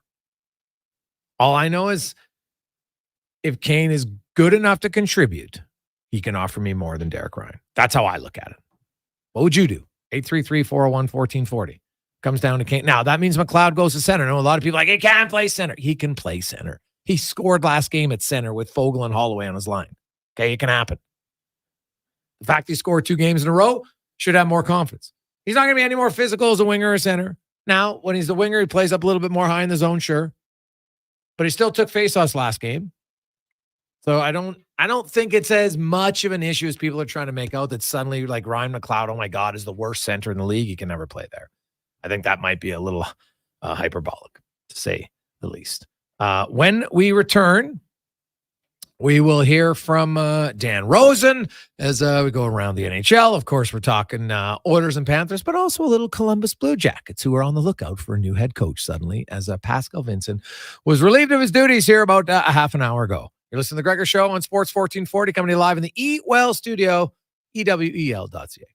Get ready, Oilers fans. During the finals, make a deposit with promo code Gregor50 to snag a $50 free sports bet with your next deposit. Get ready for unbeatable promotions throughout the finals with 10+ odds boosts on every Oilers playoff game. Score a chance to win amazing prizes like season seats for the 2024-25 season or 5 pairs of seats to 5 separate Oilers games for the 2024-25 season just by making a bet on an Oilers playoff game at playalberta.ca. Join the excitement and cheer on the Oilers. Let's bring it home. Bonus terms and conditions apply. Hi, Jason Gregor for Volvo of Edmonton. This summer, lease a new 2024 Volvo XC60 with 0% finance, or save up to $6,500 on select models for qualifying loyal customers. Plus a free 10-year, 1 million kilometer warranty with all demo vehicles. And if you're thinking hybrid, save $6,000 off all 2024 new and demo XC60 Recharge plug-in models. Discover why we're Canada's only 13-time Volvo Excellence Award winner. 1205 101st Street Southwest, or visit volvocarsedmonton.com. Silent Ice Sports and Entertainment is an innovative market leader across Western Canada with sports and entertainment properties including the Spruce Grove Saints, the Junior Prospects Hockey League, Silent Rides Charter Company, the Hockey Super League, and the newly launched Female Super League. Silent Ice also owns the Western Hockey League Seattle Thunderbirds and operates the Morinville AAA Arena. The Silent Ice Center, a new state-of-the-art entertainment facility, is open in Nisku, which features 2 sheets of ice, including a 1,600-seat arena and a restaurant with a viewing area. Hi, it's Jason Gregor. We're looking for an experienced salesperson to join us as we continue to grow the Sports 1440 brand across the province. Of course, you'll sell Mornings with Carius, Low Tide Show, The Frenzy, as well as my show. No radio sales experience is needed, but you need some sales experience. You have to love sports, and you must be a hunter and driven. With base salary plus commissions for this great opportunity, and trust me, you'll have loads of fun working with us. Email your resume to Gregor at sports1440.ca. We look forward to having you on the team.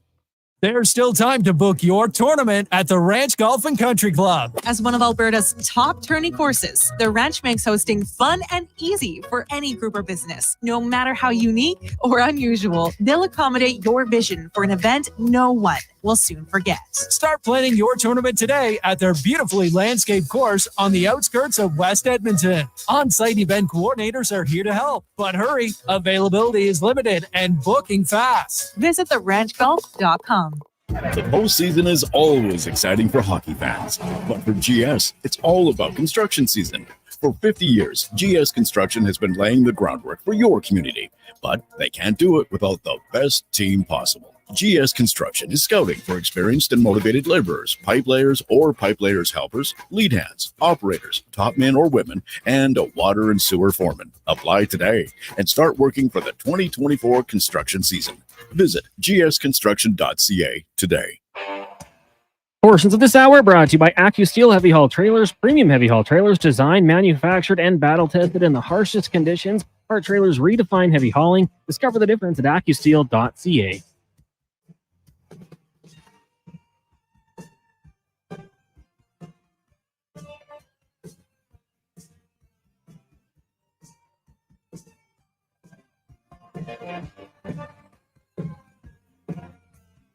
City nights, celebrate, make you feel right.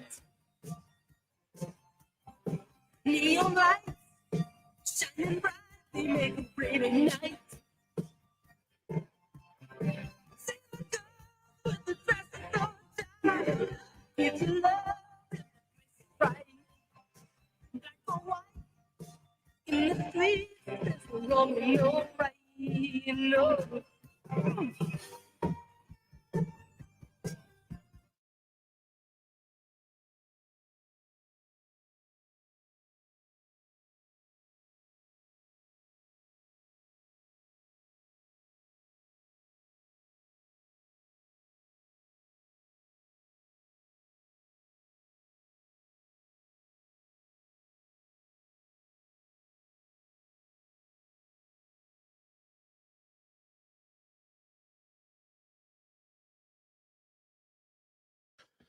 .328. Welcome back, Jason Gregor. Connor Halley with you on Sports 1440, Oilers Nation, YouTube and Facebook. How you doing? It is Monday afternoon, the eve of Game 5 in the Stanley Cup Final, and it's an interesting game to set up because, you know what, you try to remove recency bias, because if you only went off recency bias, you're like, oh my goodness, the Oilers are going to wax the floor with them because they dominated in Game 4. But it's a new game. It's 3 days later. It's in a new venue. The Panthers have been pretty good at home so far in the postseason, 8-3, including they've won their last 4 home games in the postseason, including 2 against the Oilers. And hey, it doesn't matter who shoulda, coulda, woulda, coulda won Game 1. All that matters is who won Game 1. And you know, what do the Oilers got? All I know the Oilers have is they got a lot more offensive confidence heading into Game 5. How will that play out? We will find out tomorrow, which makes it great. As we go around the NHL, brought to you by McDonald's. And you know what is great? Strawberries and strawberry cheesecake. So they got some fresh strawberries mixed in with some pieces of chunks of cheesecake flavored cookie dough right now at McDonald's for the strawberry cheesecake McFlurry. Get yours today at any local participating McDonald's, who always, and just so you know, every time you get a Blizzard, sorry, not a Blizzard, McFlurry, you're helping out Ronald McDonald House. Did you know?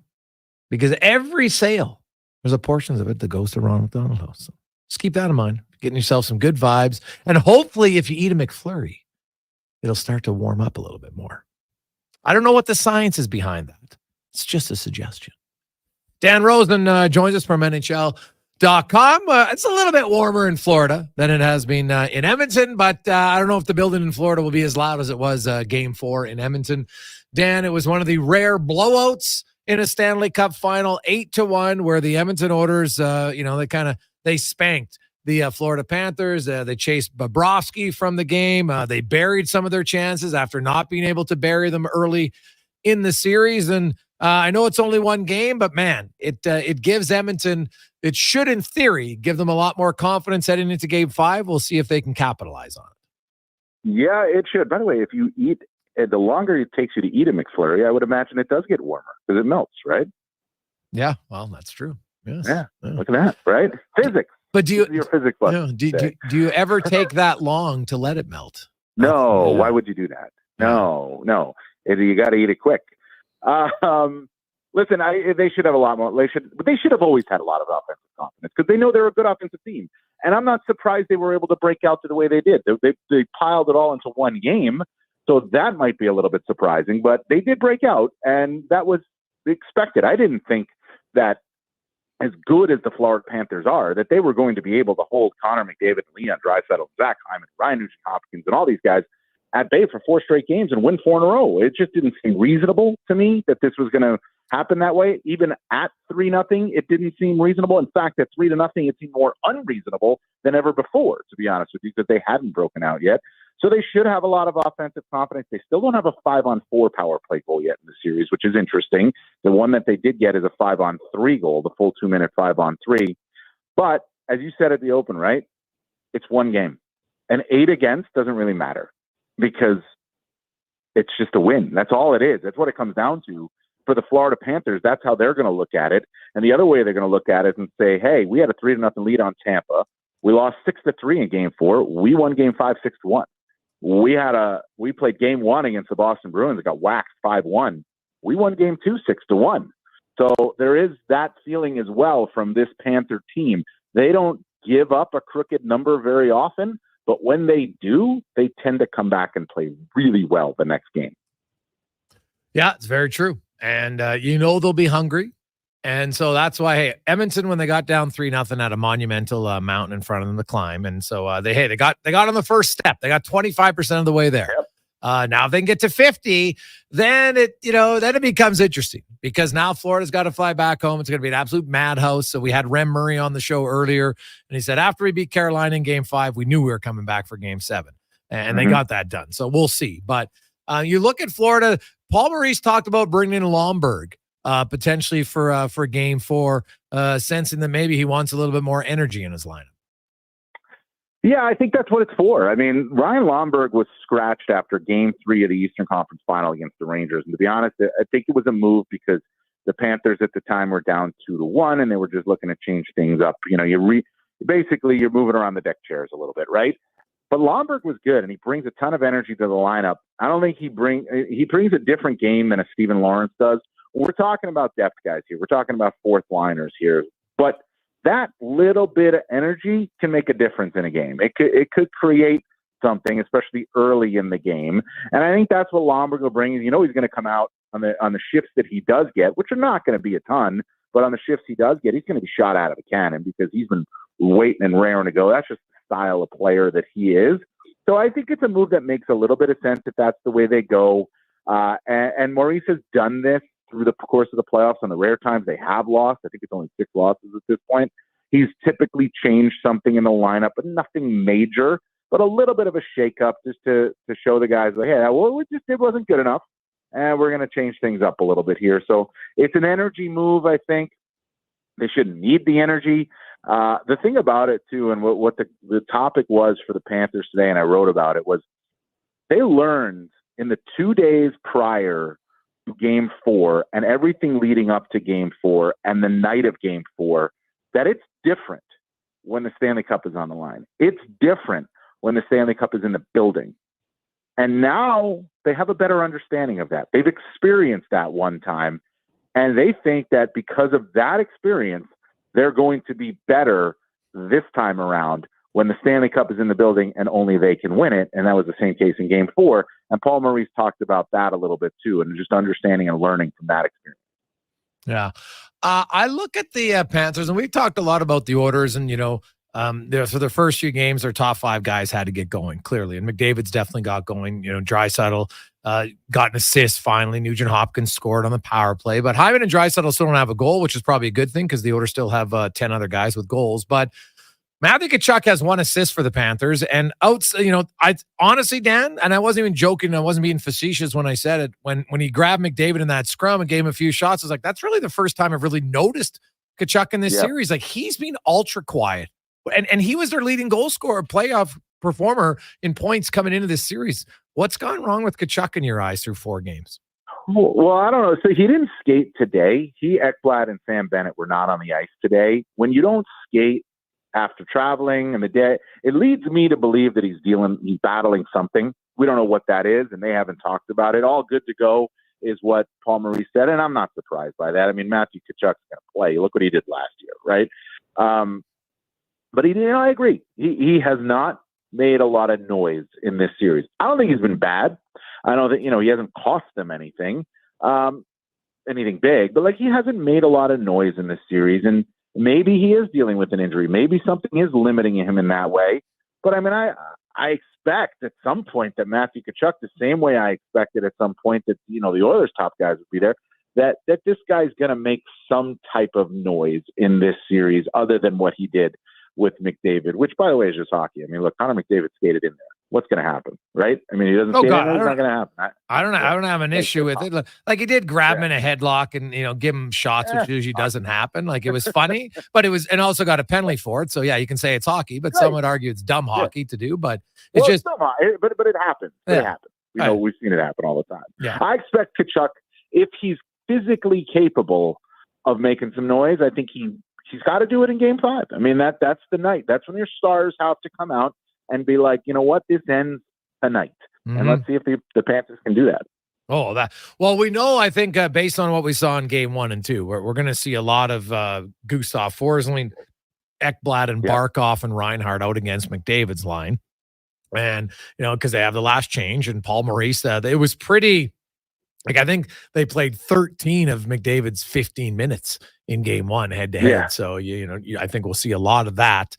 The Oilers have switched their lines. They put McDavid had a new winger, and Nugent Hopkins went to Draisaitl's line. That seemed to help him a little bit. But the biggest change, Dan, was Edmonton's willingness to want to use a stretch pass. And it really slowed down the forecheck of Florida. So I'm curious how Florida will try to, adapt to that in Game 5. Well, that's the way to beat the Panthers. I mean, because they're so ultra aggressive, the way they push up, they're pushing up, right? They're in your face, and that forechecks are right in your face. So it's not easy to do. That's why they're as good as they are. But the teams, when they're able to beat them, it's you flip it past or you pass it past that first wave of forecheck. Now you can get on the rush. And 7 of the 8 goals that they scored in Game 4 were on the rush. So I don't expect the Panthers to change the way they're playing because for the most of the season, the balance of the season, for the balance of the playoffs, it's worked, right? And especially at home when they get the matchups, they're gonna try to exert their game. But if the Oilers are able to get the puck and cleanly get it out past that first wave of forecheck, they again should be able to get the rush chances that they were able to get in Game 4. But they were able to get them in Game 1 too at Amerant Bank Arena. It's just that Bobrovsky is terrific, but that's how you beat them. You want to take their aggressiveness and shove it back in their face, but it's so super hard to do because they're so aggressive. They're right on you all the time. And they have their sticks in the lane are so good, and they're so good through the middle of the ice with their sticks as well. But if you're able to do it, you can do what the Oilers were able to do in Game 4. Dan Rosen from NHL.com joins us. So it's going to be fun to see what happens there. Dan, the Columbus Blue Jackets, we had Don Waddell on this show 2 weeks ago, and he didn't give a glowing review. He said, hey, actually, I haven't spoken to my head coach yet. We're going to meet later this week and kind of know where it's at. And so here we are 2 weeks later, and boom, we got the answer. So he's going to go with the new head coach. I would assume there'll be an announcement fairly quickly here. Like, you announced that he's gone, but you've already probably had conversations with other coaches. Anybody jump to the top of your list potentially as fits for the Columbus Blue Jackets job? Well, I mean, I'm not surprised that this happened. I mean, Don Waddell took over. He does a full analysis and makes his decision. I feel for Pascal Vincent. I mean, got thrown into the position late last season, really wasn't in a position to succeed. But from all accounts, he's a really good coach, and I'm sure he'll land on his feet at some point. For the Blue Jackets, I was actually talking to a colleague of mine about this when we saw the news just a little while ago.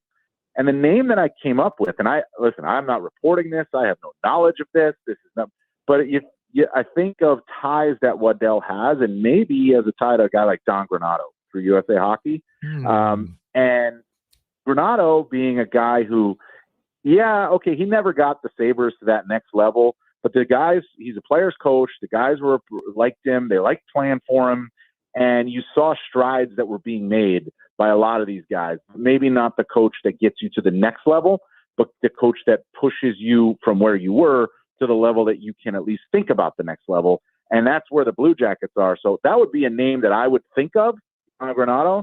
I don't know if that's the case or not with Waddell, but there is a USA Hockey tie there. That's an interesting one because the big question people had in Buffalo was they didn't love their defensive structure. So right. I don't know. So that'd be curious to see what they do.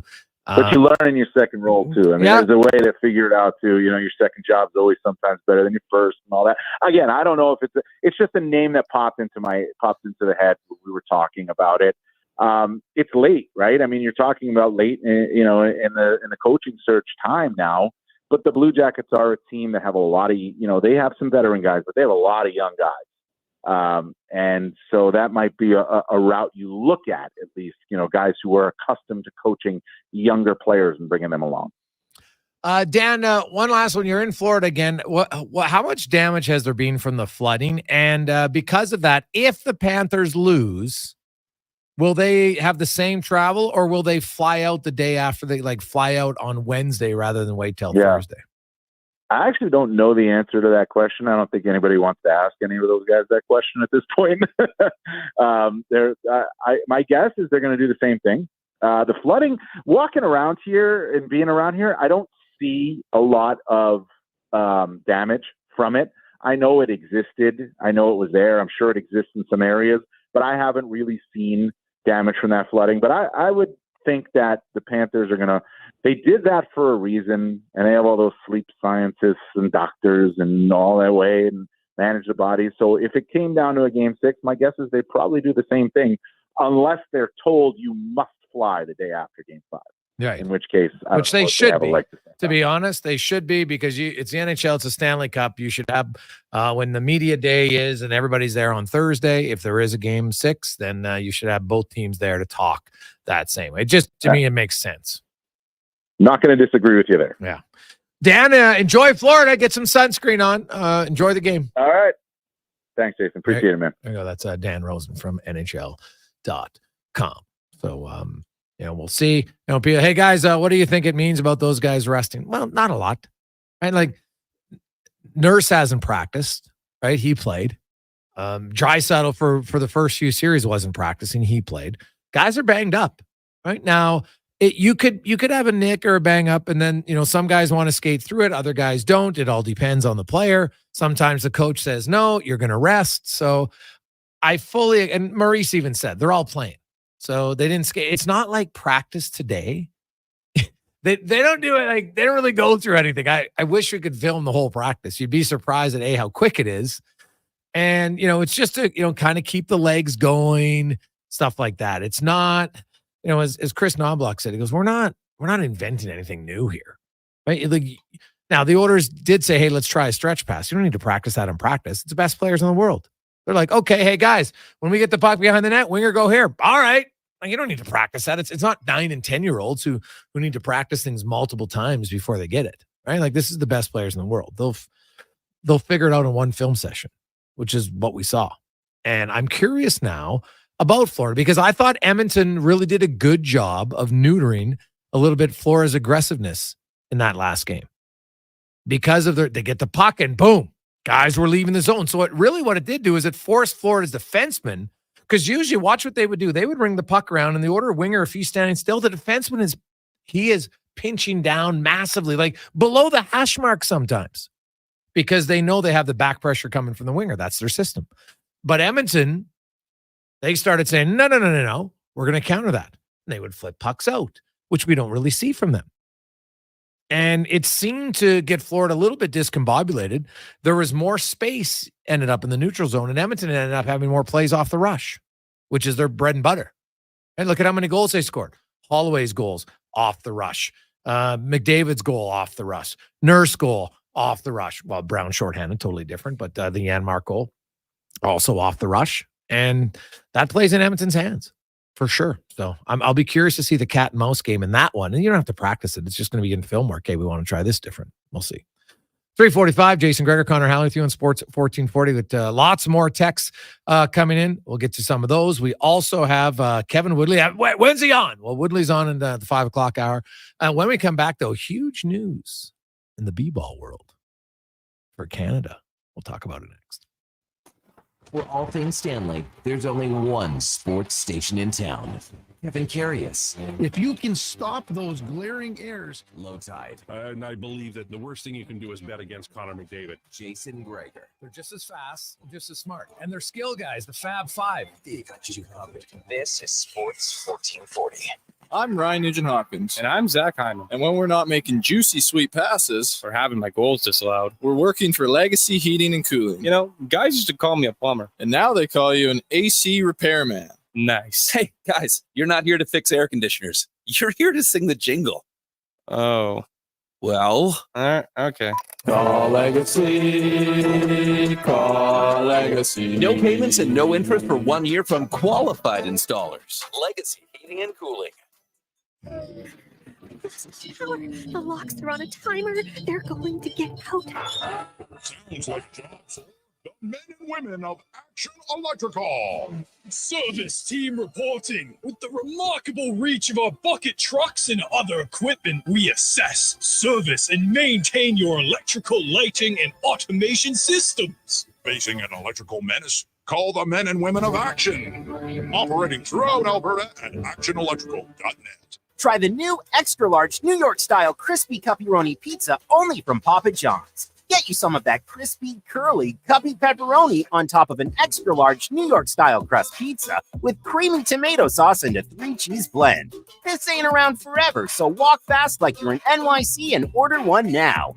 The extra-large New York-style crispy pepperoni pizza for just $22.99, only at Papa John's. Better ingredients, better pizza, better get you some. Hey Edmonton, ready to power up your projects with unbeatable strength and efficiency? Step into Edmonton Kubota, where our massive inventory meets all your needs. From rugged tractors and loaders to nimble mowers and utility vehicles, we've got the machines that work as hard as you do. And guess what? This month, we're rolling out exclusive deals that'll make your heart race faster than our engines. Drive down to Edmonton Kubota or visit EdmontonKubota.com to discover how we can boost your efficiency, productivity, and fun. Edmonton Kubota, powering your passion with every turn of the key. At Fountain Tire, success is a team effort. They're committed to their team members and their customers. And that means treating your vehicle like it's their own and finding solutions that suit your needs. Because whatever the road brings ahead, they're on it with you. Visit FountainTire.com today. A solid financial plan is made up of more than just investments. Investments are an important part, but you need a more comprehensive approach. Vincent Pearson at Weird Pearson Akel & Associates Private Wealth Management understands that. He can help build a plan that includes retirement, estate planning, personal insurance, tax strategies, and yes, investments. Talk to him today and see the difference a real financial plan makes. Weird Pearson Akel & Associates. Call 780-988-4119 or visit weirdadvisoryteam.com. When you want to recognize the top performer on your team, come create memorable and customized trophies and awards with Elite Promotional Marketing.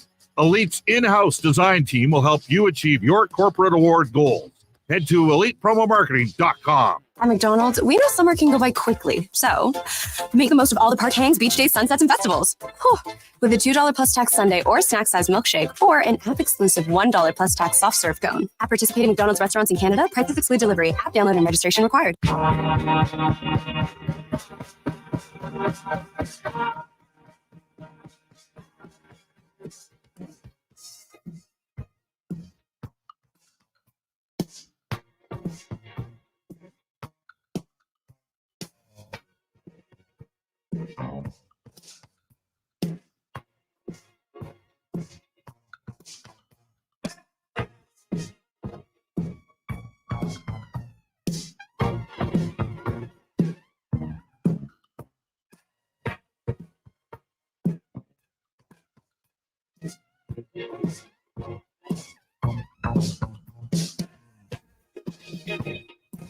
Put on your red shoes and dance the blues.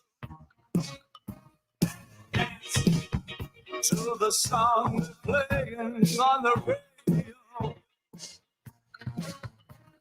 350. Welcome back, Jason Gregor. Connor Halley with you on Sports 1440, Oilers Nation, YouTube, and Facebook. Hope you're having an awesome day. It's time for the basketball report, brought to you by Legacy Heating and Cooling. Now, remember, if all of a sudden your furnace conks out, maybe your AC unit needs a recharge, well, call Legacy.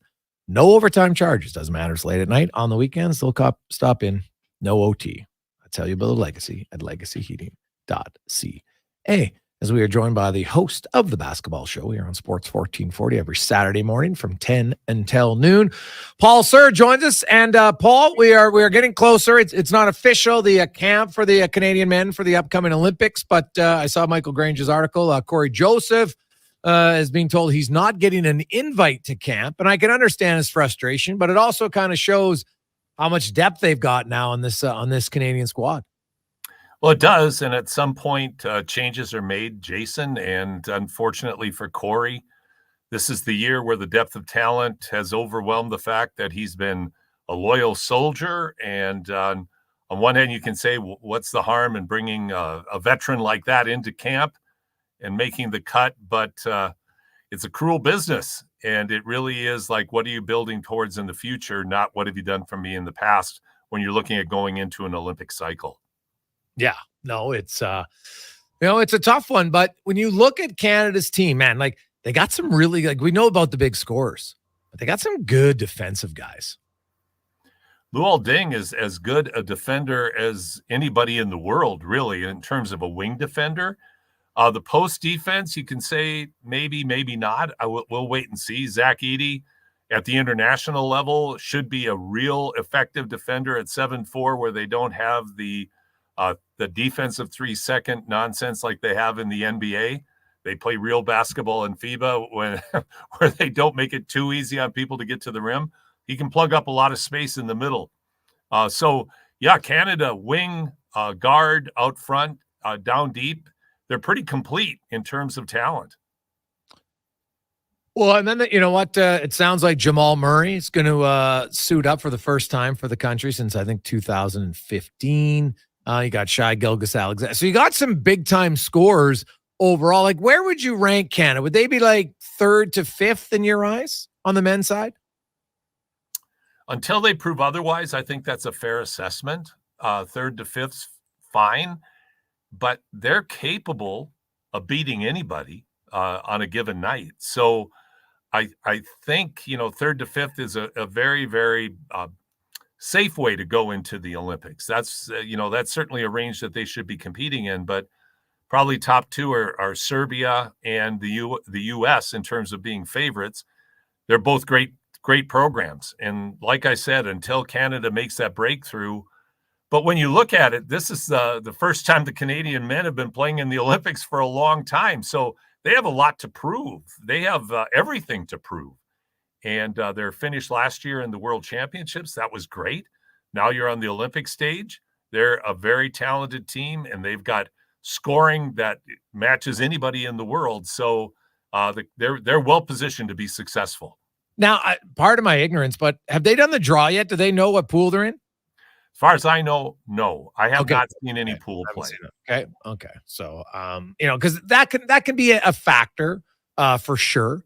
I think a little bit. So, that's something we'll look up. What about the women's team? Paul, where do you see them heading into to the summer? A lot of people are bullish and say they are medal contenders. I think they're distant medal contenders. I don't think they're quite as strong in the scheme of things as the men are in their particular field. The U.S. is unbeatable as far as I can see, even without Caitlin Clark. That's a joke. All the controversy about that recently, but I think the and by the way, you're a big Iowa fan, so and like I find it. To me, it's gone past the point of lunacy right now. Like every time she gets fouled, people want to make it a story. I'm like, stop. It's actually hurting their league by all the constant, every little touch is a foul. there's lots of other women. It's the best 12. Sidney Crosby didn't make the men's Olympic team coming out. Right. And he was a phenom. So I'm sorry. I just think it's to the point now where it's just like, oh, we got to whine for the sake of whining. Enough's enough. And thankfully, Caitlin's not the one doing it. I feel sorry for her because she kind of seems to be in the crossfires of it. I was just going to say that Caitlin's not the problem. It's everybody else, whether it's the hard fouls. Like, yeah, Angel Reese fouled her hard. Caitlin's response was, yeah, it's just a game. Keep playing. Reese afterwards couldn't help herself and had to make a derogatory remark like, well, I guess they give special calls to some people, like that's kind of the best, Paul. I'm telling you, Reese is awesome. You need a villain when you have the great white queen or princess, whatever you want to call it, instead of the white knight. You need the villain. And Angel, she loves it. Like she thrives on it. And that's really kind of a little bit of the basketball mentality. It's perfect. Well, and I love those kind of rivalries. I'm with you on that. Where I think the WNBA is struggling is not ready for prime time. They have not handled this gracefully, but that's part of the learning curve. They're not used to being in the spotlight like this. Like this is all new territory. So there's going to be a real uneven entry when you have a personality bringing that much attention to your league. So, yeah, Clark's not the problem. She's handling everything really well. Everybody else seems to be struggling. Yeah, no. And it's it's funny because, in Indiana, hey, they're like, what are they, middle of the pack? I think they're 8th right now. Like, so, they're probably doing better than maybe people thought, but their team isn't going to be that good. Like there's a clear disparity right now in the WNBA. You've got like your top 3 teams, and then there's a real big, maybe your top 4, and then there's a pretty big drop off. I think what's been exciting about women's basketball has been the increasing parity, certainly in the NCAA and the university ranks. You don't have the huge disparity of talent like you used to have, but it hasn't quite trickled up into the WNBA yet. There's still a talent gap that's there. That does not include Caitlin Clark, though. I mean, she's Rookie of the Month. Certainly she's taking her lumps. She turns the ball over too much. Yeah, go on and on and on. She's a rookie, for goodness sakes, but she's going to be one of the greats for many, many years if injuries aren't an issue for her. So again, it's not Caitlin Clark that's the issue. I think it's just people getting used to the attention that comes from Caitlin Clark's presence in the league. Paul Sir Jones. I read an interesting article that said how, she had a lot of turnovers in college. Now, when you handle the ball lots, you're going to have lots of turnovers. But at some point, Paul, because you look at some other guards who handle the ball lots and they don't have it, and whether it's the men or the women. So, and that's just a learning curve. When you look at the amount of turnovers in her game, how does she eliminate that? She eliminates it by, number one, she's going to have to get stronger physically. If there's one aspect of Caitlin Clark's physical abilities in the WNBA, she just has to get stronger, and she will. After this season, I mean, she had a month between college and pros. So you're not changing your body in a month. She's going to change her body. She's a hard worker. I firmly believe that. When she gets stronger, then she has to make better decisions. She's a high volume ball handler, record rookie assists, one of the best passers in the game, but she takes too many risks.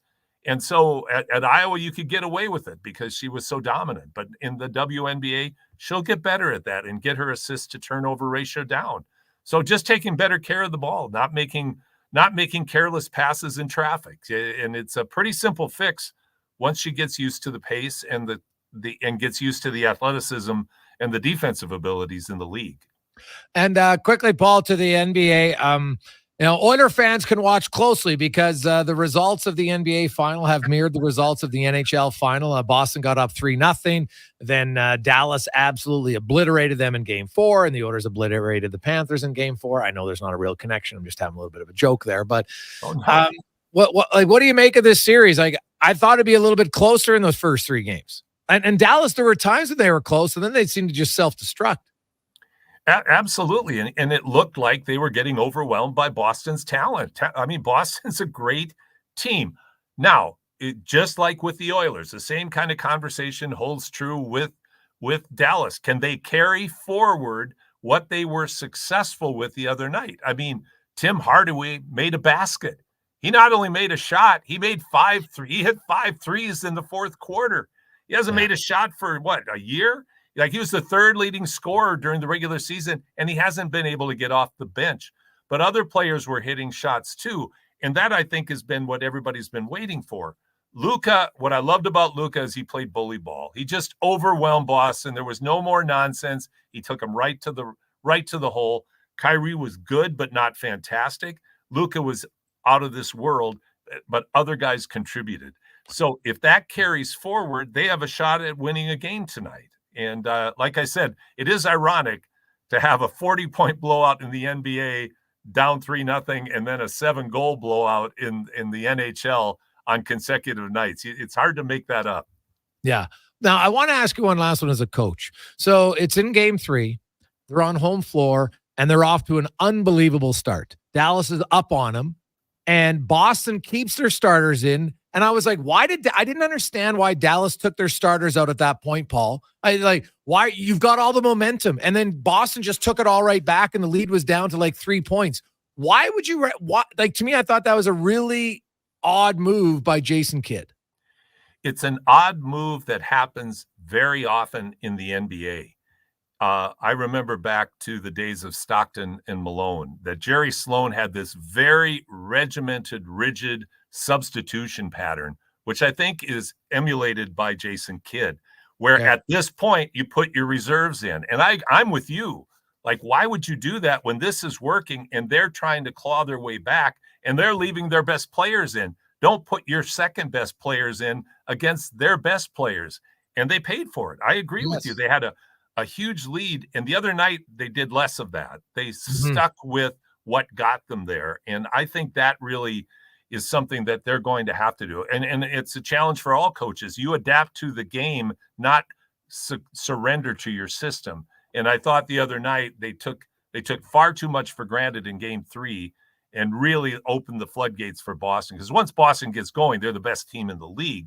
But the other night in the big blowout, Boston never could get going. So it'll be interesting tonight. It would be really fun to see Dallas steal one in Boston and make everybody nervous, because there's always that little green leprechaun on the back of and on Boston's shoulder saying, you know what, you guys aren't just quite good enough to win. You just don't have it, because they haven't done it before. So I'm just curious to see if Dallas is able to pull it together, or if Boston's going to come out.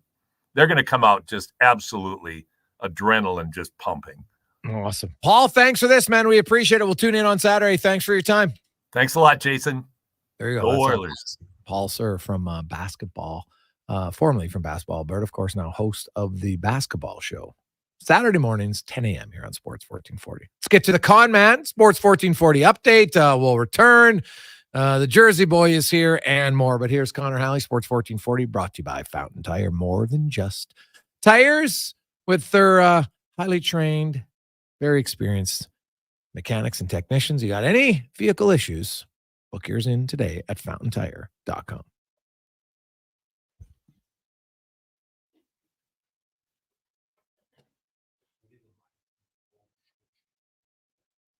And for your Sports 1440 update, Game 5 of the NBA Finals goes tonight. Tip-off at 6:30 between the Mavericks and Celtics. Celtics currently leading the series 3-1 with a chance to close things out on home court. MLB action around the majors all going to get going in just over half an hour here. The first 3 games on the dock. See the Reds and Pirates, Padres and Phillies, and Cardinals and Marlins all getting going. Blue Jays in action against the Red Sox. First pitch just after 5 o'clock with Kikuchi on the mound in that one. Euro action from earlier today, in case you missed it, saw Romania beating Ukraine 3-0. Slovakia and France both blanking Belgium and Austria 1-0. One game in the WNBA today. We'll see the Dallas Wings taking on the Minnesota Lynx. Tip off for that one at 6 p.m. And the Columbus Blue Jackets have fired coach Pascal Vincent. In his lone season as the head coach, the Jackets finished with a record of 27-43-12 and missed the playoffs. Vincent had been with the club since 2021 as an assistant.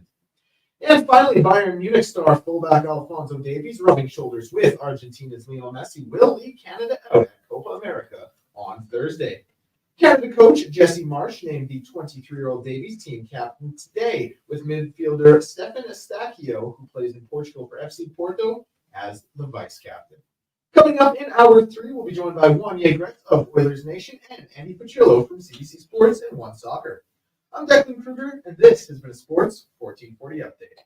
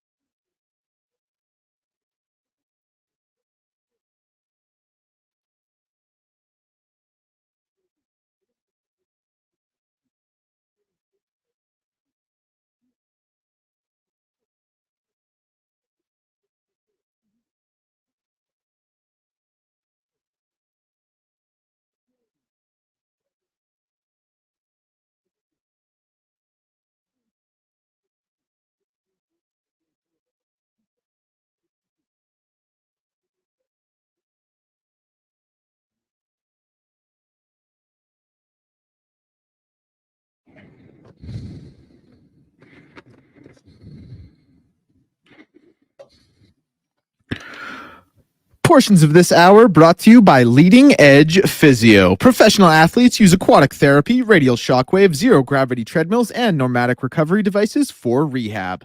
Leading Edge Physiotherapy offers those because sports shouldn't hurt. LeadingEdgePhysio.com.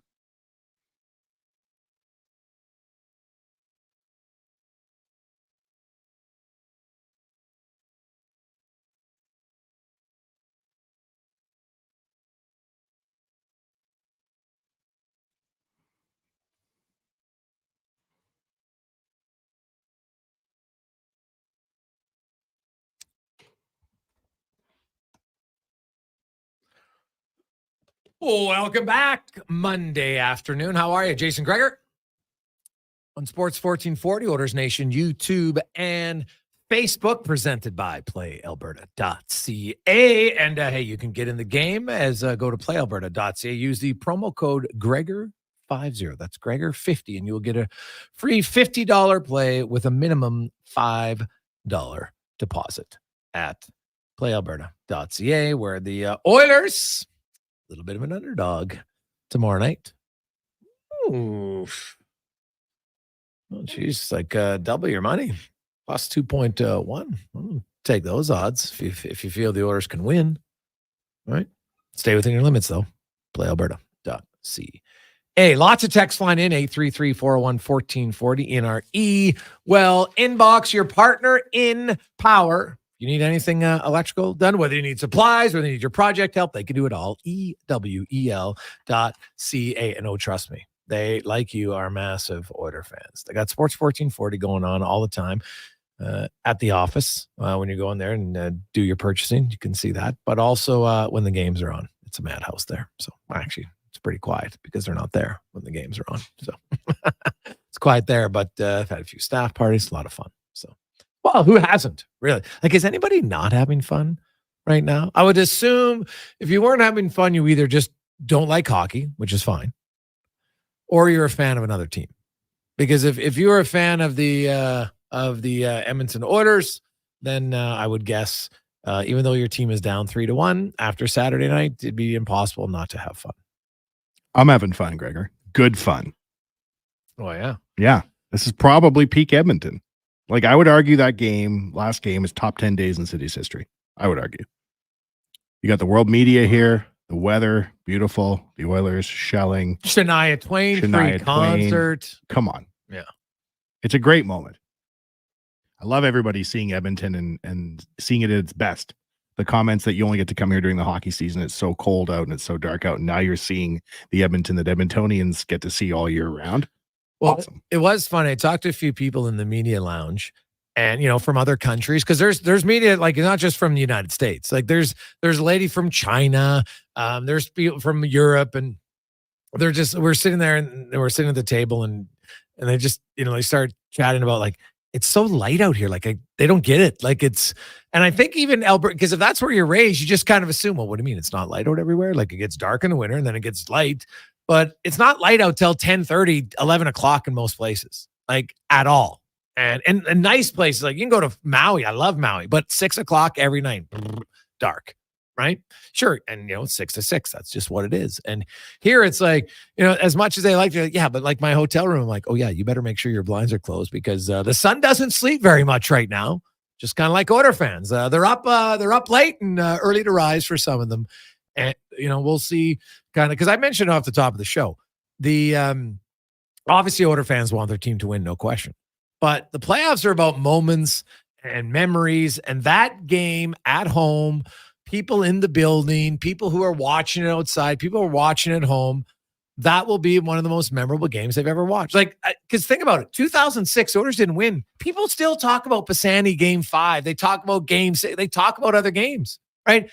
And it was still a great run, except the one game, right? Everything else was a good run. And so for the Oilers, obviously, getting to Game 7 would be better than getting to Game 5, no question about it. But I do think this is, you always you get some new fans and you get some fans who are kind of like, this is why I like being a fan.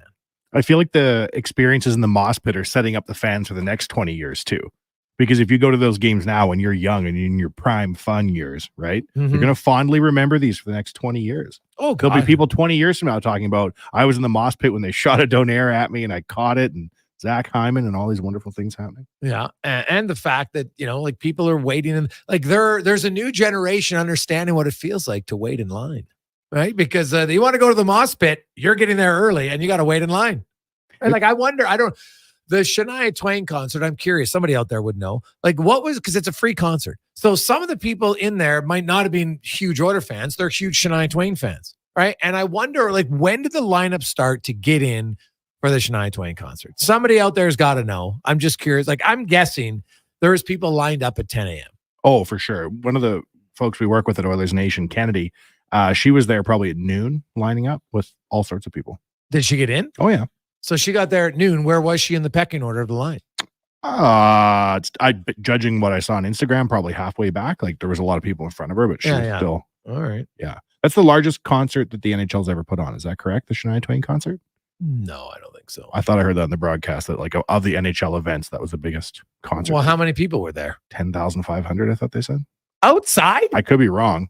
We're live on the radio, but this is what I recall. They said there's that many people That's there? what they said. Wow. But again, they 'Cause did the Moss Pit, I thought had like 5,000. Yeah, I thought it was even less, like 3,500. No, 4,000 to Is 5,000 what they had. And by the way, the Moss Pit did look fuller on Saturday night, I noticed. Let me ask you a question, Gregor. Who do you think they got in the can for Game 6 to perform at this concert? Well, you know what? That's an interesting question, but they haven't announced anybody for Game 5, and it's tomorrow night. Or I got to look, but I haven't seen one, so I don't know. Maybe they're not doing it, but I can't say that for certain. But I haven't seen an announcement. Like they wouldn't do anything for Game 6 before because there's some superstitious people. 100%. But I haven't seen one. I'll look it up. Maybe Deck can look it up right now. But I haven't seen anything for Game 5 on who they had. Right? Because they had Khalid for Game 1. Well, they had Kid Leroy for Game 1 and then DJ Khaled for Game 2. Sorry, Khaled. Okay, yeah, for Game 2. Yeah. But I can't imagine that you don't have somebody in Edmonton in the can for Game 6. Or are they just not going to do a concert? Maybe. I don't know. Maybe. I have a theory, Gregor. You want to know who I think's going to play Game 6? Nickelback. I think they're going to bring them out. I think they're going to have Connor call Chad Kruger at home. But are they traveling right now? Like, are they on tour? I have no idea. You have to look at all. Well, they're out and about. Yeah. Shania was pretty awesome, man. That's a pretty big league person to like. Shania fills out arenas. Yeah, she's a big Canadian superstar for sure. 100%. Yeah. Oh, it's good. She was people that went there said she was great. Like she was really rocking it. So yeah, it's good. Why not? Imagine Metallica. I know they're not Canadian, but imagine Metallica came, performed Enter Sandman. They're on tour. Yeah. Hey boys, my buddy lined up at 10 a.m. He said there were 6 people in front of him. So there you go. Pretty early, pretty good commitment because the concert started at 4:30. So it's like 6.5 hours early. You know, you bring your sunscreen, I guess you bring your cooler, have some waters, stay hydrated. You got to stay hydrated. Yeah. Now, you might have missed this, Gregor, but did you see the Hope Will Never Die shirt prominently featured in the intro of the game? I saw that. That's an original Oilers Nation shirt. It's your boy. I saw a website that emulated the Nike font and said, we need one of these for Hope Will Never Die, and away we went. That's got to be one of the greatest moments in Oilers Nation history, Gregor, to switch to that guy in the intro and he's holding up the shirt. I was already standing and cheering. I had no further way to stand. I elevated and cheered. I was so pumped. So what do you think? Like, Game 4, in a weird way, I think might have some unrealistic expectations now for Oilers fans. You don't think we can win every game 8-1? No, you can't. Now, did they use up goals from 1, 2, and 3? I don't really buy into that very often because I think you're in the Stanley Cup playoffs. You have a bunch of guys. You have 7 different players who scored. And so lots of depth guys scoring.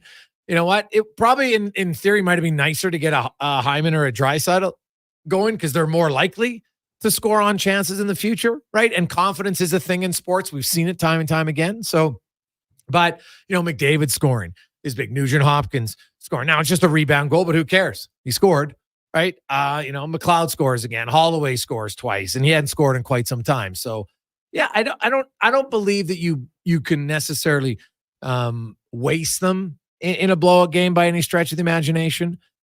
Is there a carryover? Probably not. The only difference is now when they come in, and if they are in a good shooting lane, I don't think Bobrovsky looks like the Michelin man like he might have looked for some guys prior. So that's how I view it. Like, I think, and confidence is a legit thing. We've seen it. Players have talked about it. When you don't have it, you never admit it. It's only after the fact when the guy comes out of the, yeah, dude, I didn't think I could score. After they've scored and they realize, oh, it's nice. So I don't think it hurts. But I don't think it's well, I definitely don't think it hurts. I don't think it's like, well, now they can't score, right? If anything, you've got Bobrovsky wondering. I think the first period, the earlier the Oilers can score in the next game, the better it is for them. Do you think that in the long run, a guy like Bobrovsky can get rattled, or do you think he's just an old pro and it's just another day and another dollar for old Bob? Well, he's a pretty big veteran guy. Like, I'd have to go back and look. He's been pulled many times in his career. I'd have to go back and look and say, okay, last time Bob was pulled, what did he look like in his next game? I'll look that up in an intermission here and find out, kind of like the last 10 times. And maybe even when was the last time he got pulled in a playoff game? A little bit different than getting pulled in mid-November. But, like I looked at those goals and let's go through the goals in the game. Like, were any of them awful? Right? Like I know I talked to Woodley, he sent me some text and he just says, hey, he goes, look at this. Like, look where Nurse shot. Up high. Right now, McDavid went low though. That's what I said. He goes, look where he shot. I said, yeah, look where McDavid shot. Right? Low, which is normally Bobrovsky's bread and butter.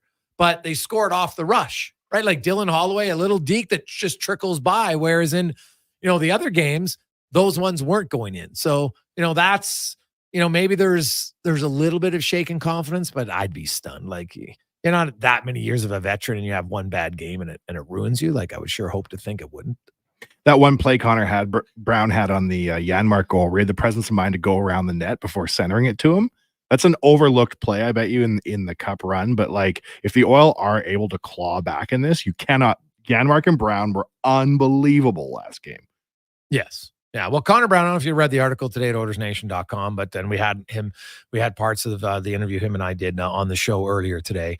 And he talked pretty openly about, coming back from the ACL. So he tore his ACL on October 17th, 2022. Right. So then, he signs at 8.5 months and everybody knew he's not fully recovered at that point yet because nobody's fully recovered from the ACL surgery. I know people say, well, they came back and played. That's not fully recovered. That's recovered enough to play. Watch Connor Brown now and you'll see the difference in recovered to play and recovered to play well. The two very different things. And, he had some patella tendonitis, which, and speaking of Chad Drummond is kind of common for people that have the patella because, you have the patella hypertrophy. So you got to kind of, you do things to hopefully lengthen it and strengthen it. Right. So there's lots that go into this and you can't really, and we've had Grant Fedork on the show many times. Say there's certain things you just can't speed up. Right. Like you're talking like when McDavid did his, it was like it rebuilds like a millimeter at a time. Like it's not fast as much as people want to speed it up. And I think Connor Brown is a good reminder of the difference so he can play. And he wasn't that. And if he didn't play for 2 weeks, it wasn't going to speed up the process anymore. Right. In something like this. So that because people say, well, why play him? He's not good enough. Well, because he can play. And they just had to keep doing all the stuff that he did with Drummond and Jackson, the two strength and conditioning guys for the team, and just keep working on it and working on it. He said it was consistency. And so and it can't get into too much because it's kind of personal stuff, right? With, what Brown told me about it. And then obviously the trainers are going to tell me everything they do, like unspecific details. But, Connor told me, Connor Brown was like, so they had a specific regiment on this is what we'll do on practice days. This is what we'll do on morning of game days. And this is what we'll do even on post-game nights, depending on how many minutes you played in the game. Right. And so there's lots of stuff because you want to keep all of that muscle and tendons. You want to keep, giving it as much nutrients as you can. And in some cases, there's exercises, there's stretching, there's lengthening it out. You're scanning stuff and sending. It was amazing to me. And it just shows you that truly how long it takes to, even though the advancements in science that we have now, I think, myself, I'm guilty of it. Well, the guy's been 4 months in surgery. That's what they said, 4 to 6 months. Well, no, 4 to 6 months means you're ready to play, but not necessarily ready to play well. And each injury is different. Like for a guy like Connor Brown, speed's his game. He couldn't skate. He didn't have, in his words, the pop early in the year. He didn't have the pop in January. Now he has the pop, and he can turn. He can come out of turns quicker. He can cross over faster because he's got the power now to do it. And, it makes a big difference. Are you suggesting a long-term extension for Connor Brown and hang the price? No. I don't. Well, there's zero chance. There's no reason there'd be a long-term extension because Connor Brown's coming off a terrible season. So he's not signing long-term at low money. Why the hell would he? So the question will be, will Connor Brown sign a low 1-year deal? That's my question. With the Oil? Yes. One would have to think he's going to be excited about winning the cup. True, but money talks. That's true. Right? So that's always the challenge there. So we'll see how it goes. When we come back, big news for a local Edmontonian on the national scale. It's kind of a big deal in this sport. We'll talk about it next on The Gregor Show, presented by PlayAlberta.ca. Finals fever is here, and it's all about the Oilers.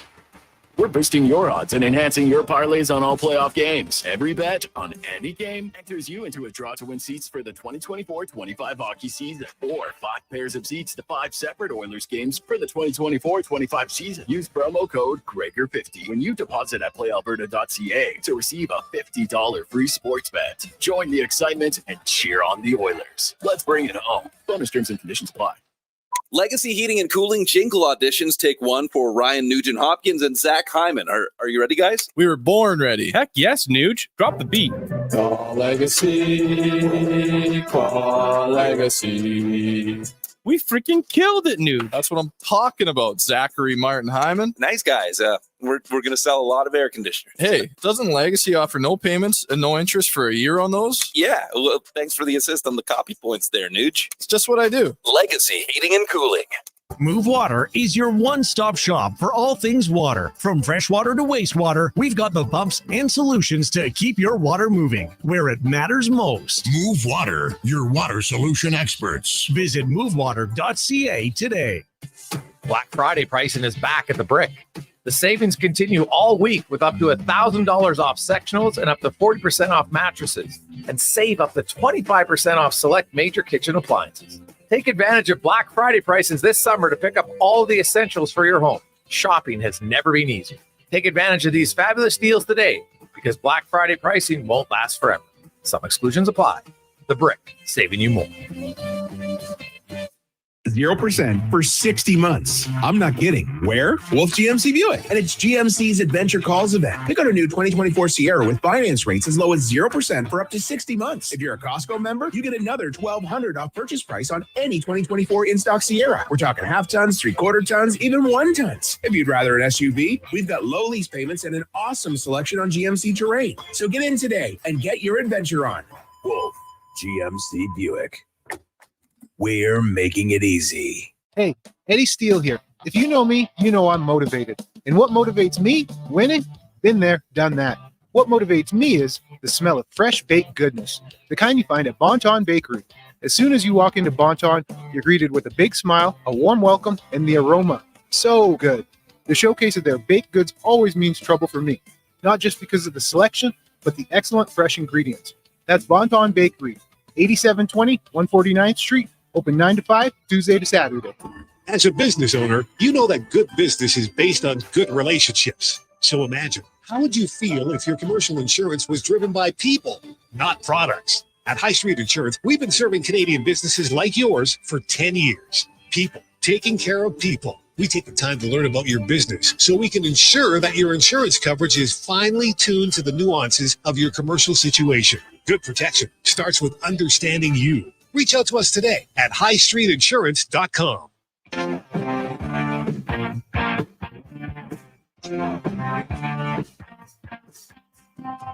Portions of this hour brought to you by Papa John's. Get the Papa John's New York style crispy cuppy pepperoni pizza for $22.99. Crispy, curly, cuppy pepperoni on a New York style crust with creamy tomato sauce and a 3-cheese blend. Order at papajohns.ca.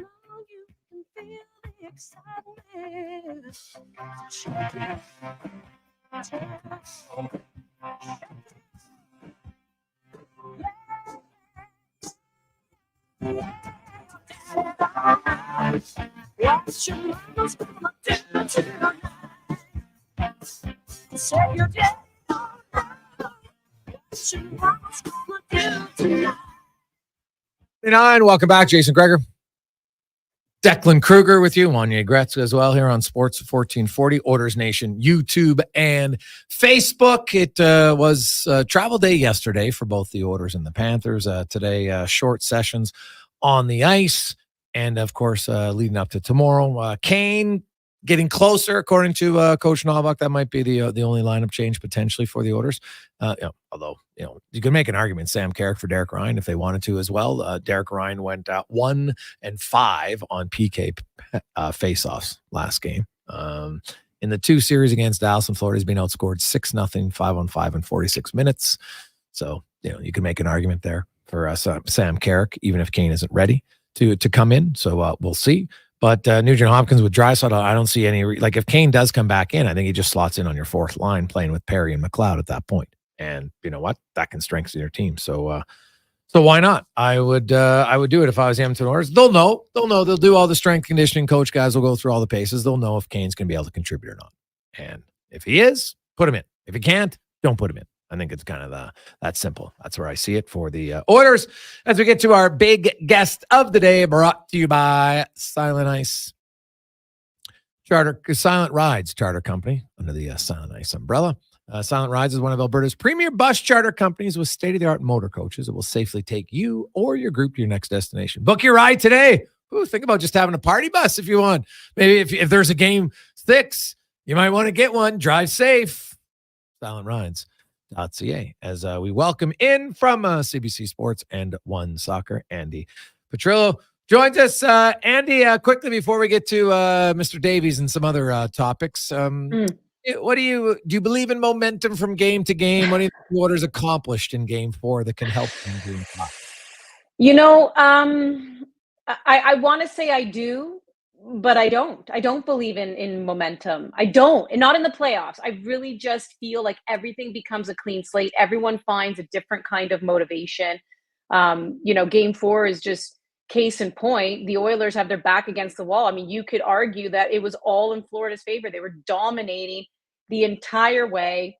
All they have to do is close it out, hoist the Stanley Cup, make amends for last year. But the playoffs to me are all about intangibles. And you can't explain how you feel in a room when you know your season's about to end and what that can do to a team. And clearly they came out and they absolutely spanked the Panthers. But for me, that kind of means nothing. I don't know for game 5, because they're going to have to conjure that type of attitude and spirit once again. But who's to say Florida isn't going in their room? We're at home. It's okay, boys. We were always meant to win it on home ice. Like, every game has a different kind of motivator, which is why I do find it hard for momentum to kind of carry over in the playoffs. It's difficult. It really is. I mean, I hope the Oilers make a go of it, make a game of it. I mean, I hope they manage to accomplish something that's only been done once before, because even though we've seen other teams come back from 3-0, it's only been one team who's done it in a Stanley Cup final. And that's the 1942 Toronto Maple Leafs, who did that in an actual Stanley Cup final. But we've seen other, like in different, round 1, round 2, we've seen other teams come back being down 3. But wouldn't it be great to see Edmonton do that, right? But it's like they got to dig deep. They got to dig deep, Jason. Now let's move on. Alonso Davies is announced as the captain for Canada. And, it comes more responsibility. You got to speak more to the media and such. And Alfonso's a pretty outgoing guy. It's funny. When people see him in the crowd at the Oilers game, he's going bananas, right? He's a big Oilers fan. And, he's out there and he's swinging the jersey around and, big smile on his face. And, there is some pressure that comes with it. But it's not like he's a rookie. It's not like he's a young guy. He's been around long enough. He's played on a pretty massive stage for a while. I don't see this in any way impacting him negatively. Do you? Oh, I don't see it impacting him negatively at all. No. And I mean, we kind of said this before, whether he was named captain or not, he is the face of this team regardless. Yeah. People are always going to want to talk to him. People are always going to want to quote from him, whether they win, whether they lose, they're always going to want to hear Alonso Davies' opinion. The difference though, Jason, and we know this, ask any captain of any team across any sport. When you have the C, and in soccer, when you have the armband, you can now no longer hide. Like, let's just say, hypothetically, Stefan Eustáquio was actually named captain. After a loss, after whatever, Alfonso can hide if he wanted to. It's okay, because your captain is speaking. He can't do that anymore. And that means, like, if Canada gets spanked, or if he takes a PK and he misses, like, he's got to come out and talk. And, of course, I'm referencing everything that happened at the World Cup, where he didn't really come out, talk. He didn't make himself accessible. He did it to the rights holders, which were, it's still very minimal compared to the fact that he did, I always say this, major tournaments, World Cups, Olympics, what's happening right now, Euros, there are way more non-rights holder media than rights holders. And especially with Canada, and especially with Canada qualifying for the 2022 World Cup for the first time since 1986, there was a lot of Canadian, non-rights holding Canadian media there. He didn't speak to them. Now that he has the armband, to your point, he's got to be accessible. He can't hide. And whether this is the type of responsibility you take, because this is actually the reputation Canada has even on the world stage still, right? Federation in shambles. Teams have not reached a CBA agreement with their federation yet. There's still this labor dispute. Well, guess what? It's going to be Alonso Davies is going to be asked about that. So, but you're right. He's been around a long time. He's been around some incredible leaders, both in Europe and even with Canada. Atiba Hutchinson was such a gracious leader for Canada for so many years during some of the most difficult of times. So he's had the chance to be under them and learn from them and see. And now this is his turn. So I'm really excited to see what Alonso Davies, can bring as a captain, because we definitely know what he can do on the pitch. You look ahead now for Canada. Let's switch to on the field. And of course, we got the Euros going on, but we also have Copa America, and huge for Canada leading into the Olympics. Well, Copa America, the men's this is for the men right now, right? Yeah. So the Canadian women will see if they're going to announce anything from behind closed doors, if they're going to get something else in there before the Olympics. That would be great. But for the men, this is huge, Jason, as they prepare for the World Cup in 2026, because they don't have to qualify, right? Like, we know this. So we knew that they needed to get into this tournament. We knew that they blew it in that home and away against Jamaica, and then had to go into that one and done against Trinidad and Tobago. And now they're in a group with Argentina, world number 1, who they're going to face on Thursday to kick things off. They are the lowest ranked team in this group. They are ranked 49. Chile is ranked 42, and Peru is ranked 32. And of course, Argentina, best team in the world. So Lionel Messi, it is Messi mania. They are the defending World Cup champions. They are the defending Copa America champions. So this is a group that should be very interesting for Canada, because in particular, Peru and Chile, they've been struggling.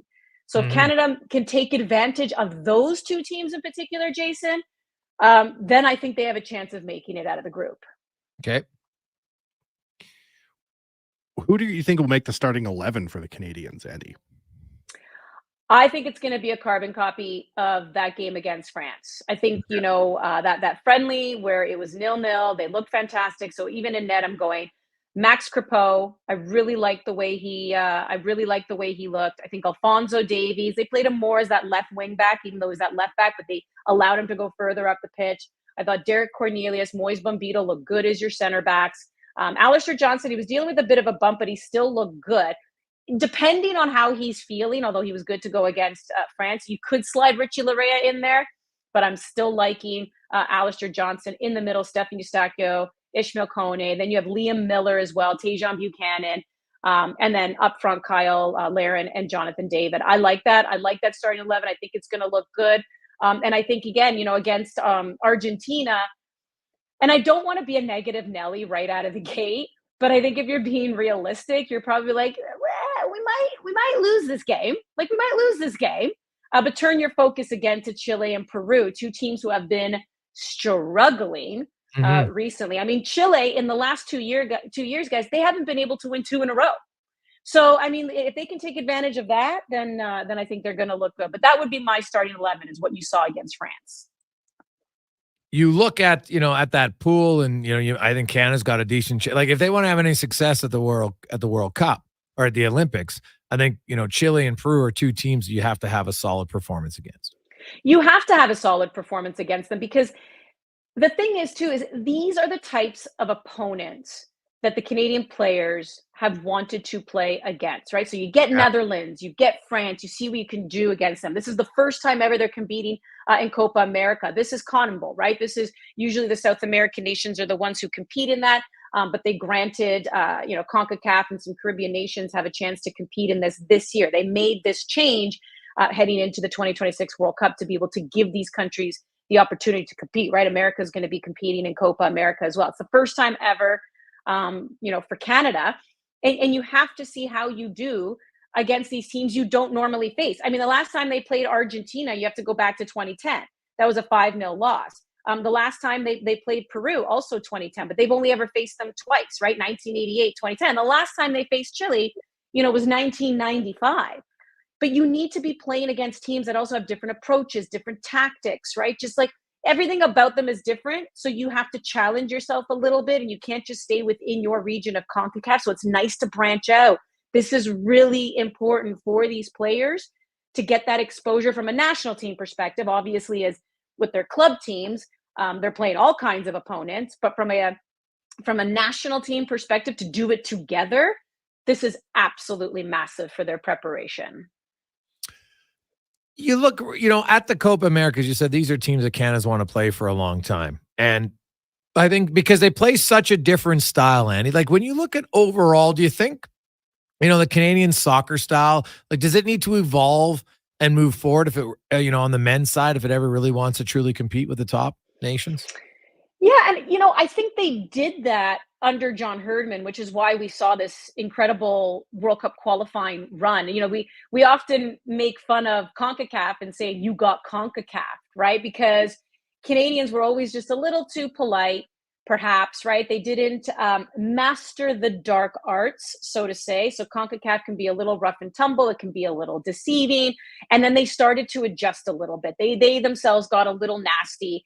They're the ones, it was under John Herdman where you had the goalkeeper go down for the tactic, right? Oh, I'm injured. And then all the players would run to the coach and he would start to, draw up a new tactic for them, right?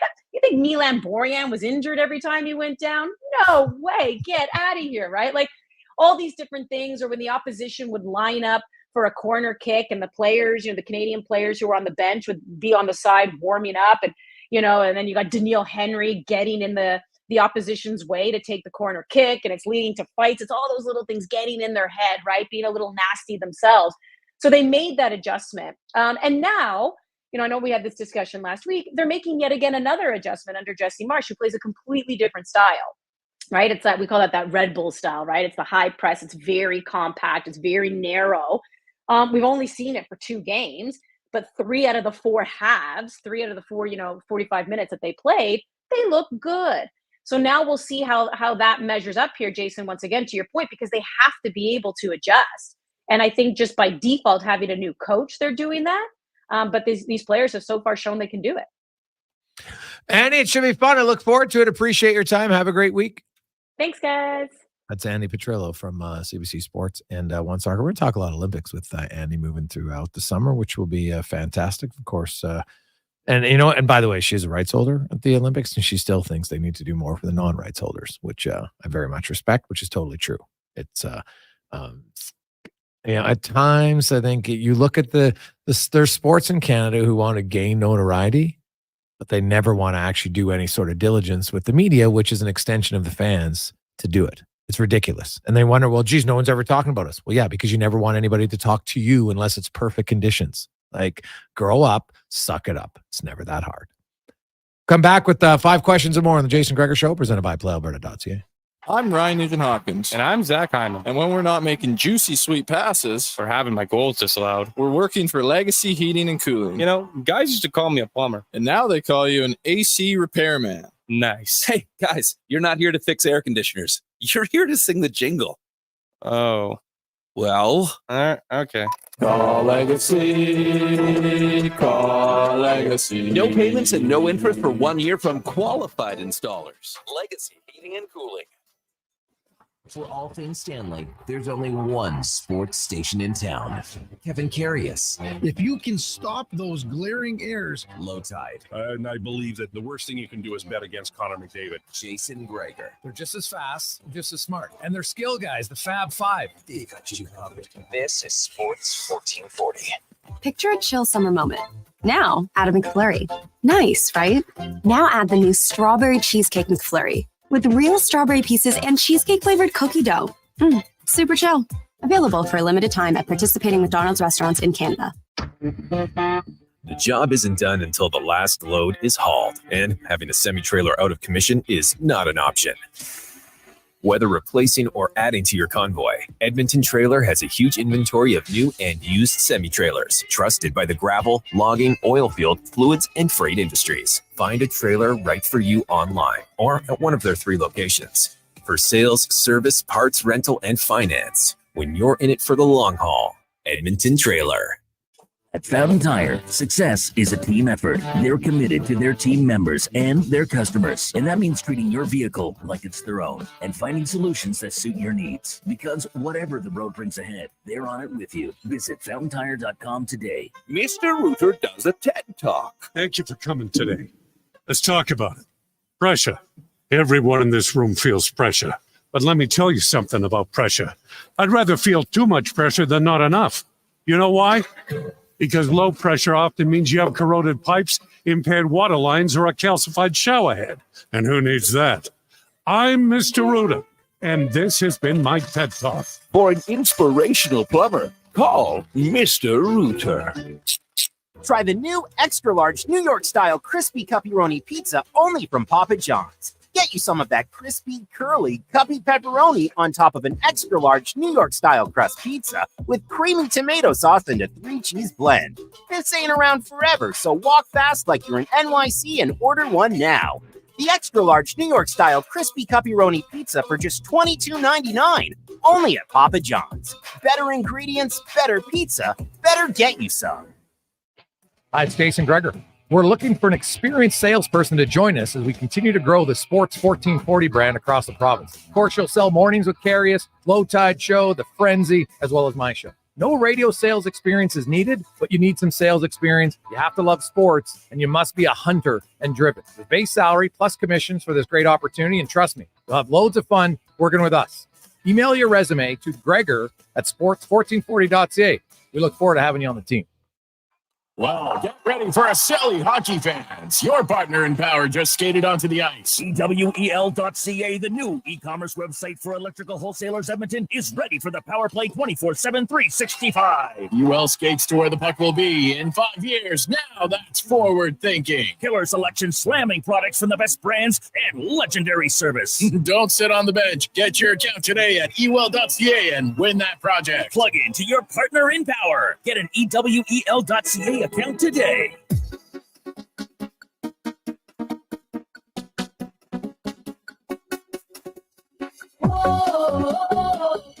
Portions of this hour brought to you by Cantork. We are excited to announce that we now have machining capacity in-house, quicker turnarounds, improved quality control, and ultimate flexibility. Call 780-436-2000 or email colin@cantork.com to find out more.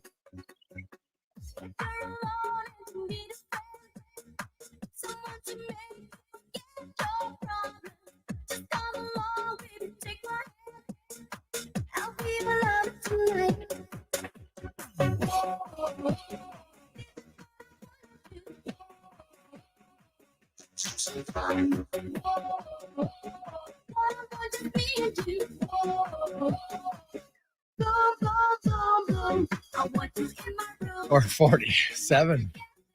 Gee, that might be the first time I've heard that song on the show. Oh, nice. Kind of like it, old school. I'll never forget going to Cowboys and the Venga Boys were I was performing. just going to say. Do you remember that? Yeah, well, I don't remember them being at Cowboys, but the Venga Boys had a few catchy tunes. Oh, I remember them performing that song at Cowboys, and right in the middle of the song, the lady sings, "There's a fight on the dance floor." And I was like, I don't remember the song doing that, but there was actually a fight on the dance floor, and she was alerting security. Oh, good my heads up, Venga Boys. Oh, yeah. Hey, got to be on the ball, eh? Got to be on the ball. Got to be in the ball when you're singing like that. You never know. Hey, everybody pay attention here. Let's keep the rowdies down to a minimum. Keep the rowdies down to a minimum. So there's a fight on the dance. In tune, though. Yeah. There's a fight on the dance floor. Yeah, well, yeah, she's staying in tune. That is a classic song. Let's get to 5 questions brought to you by The Brick. You check it out at the Brick and thebrick.com.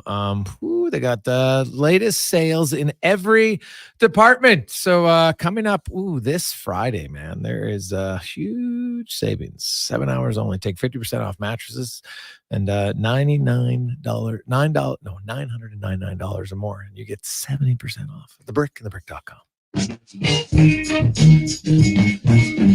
It's time for 5 questions on the Jason Gregor Show.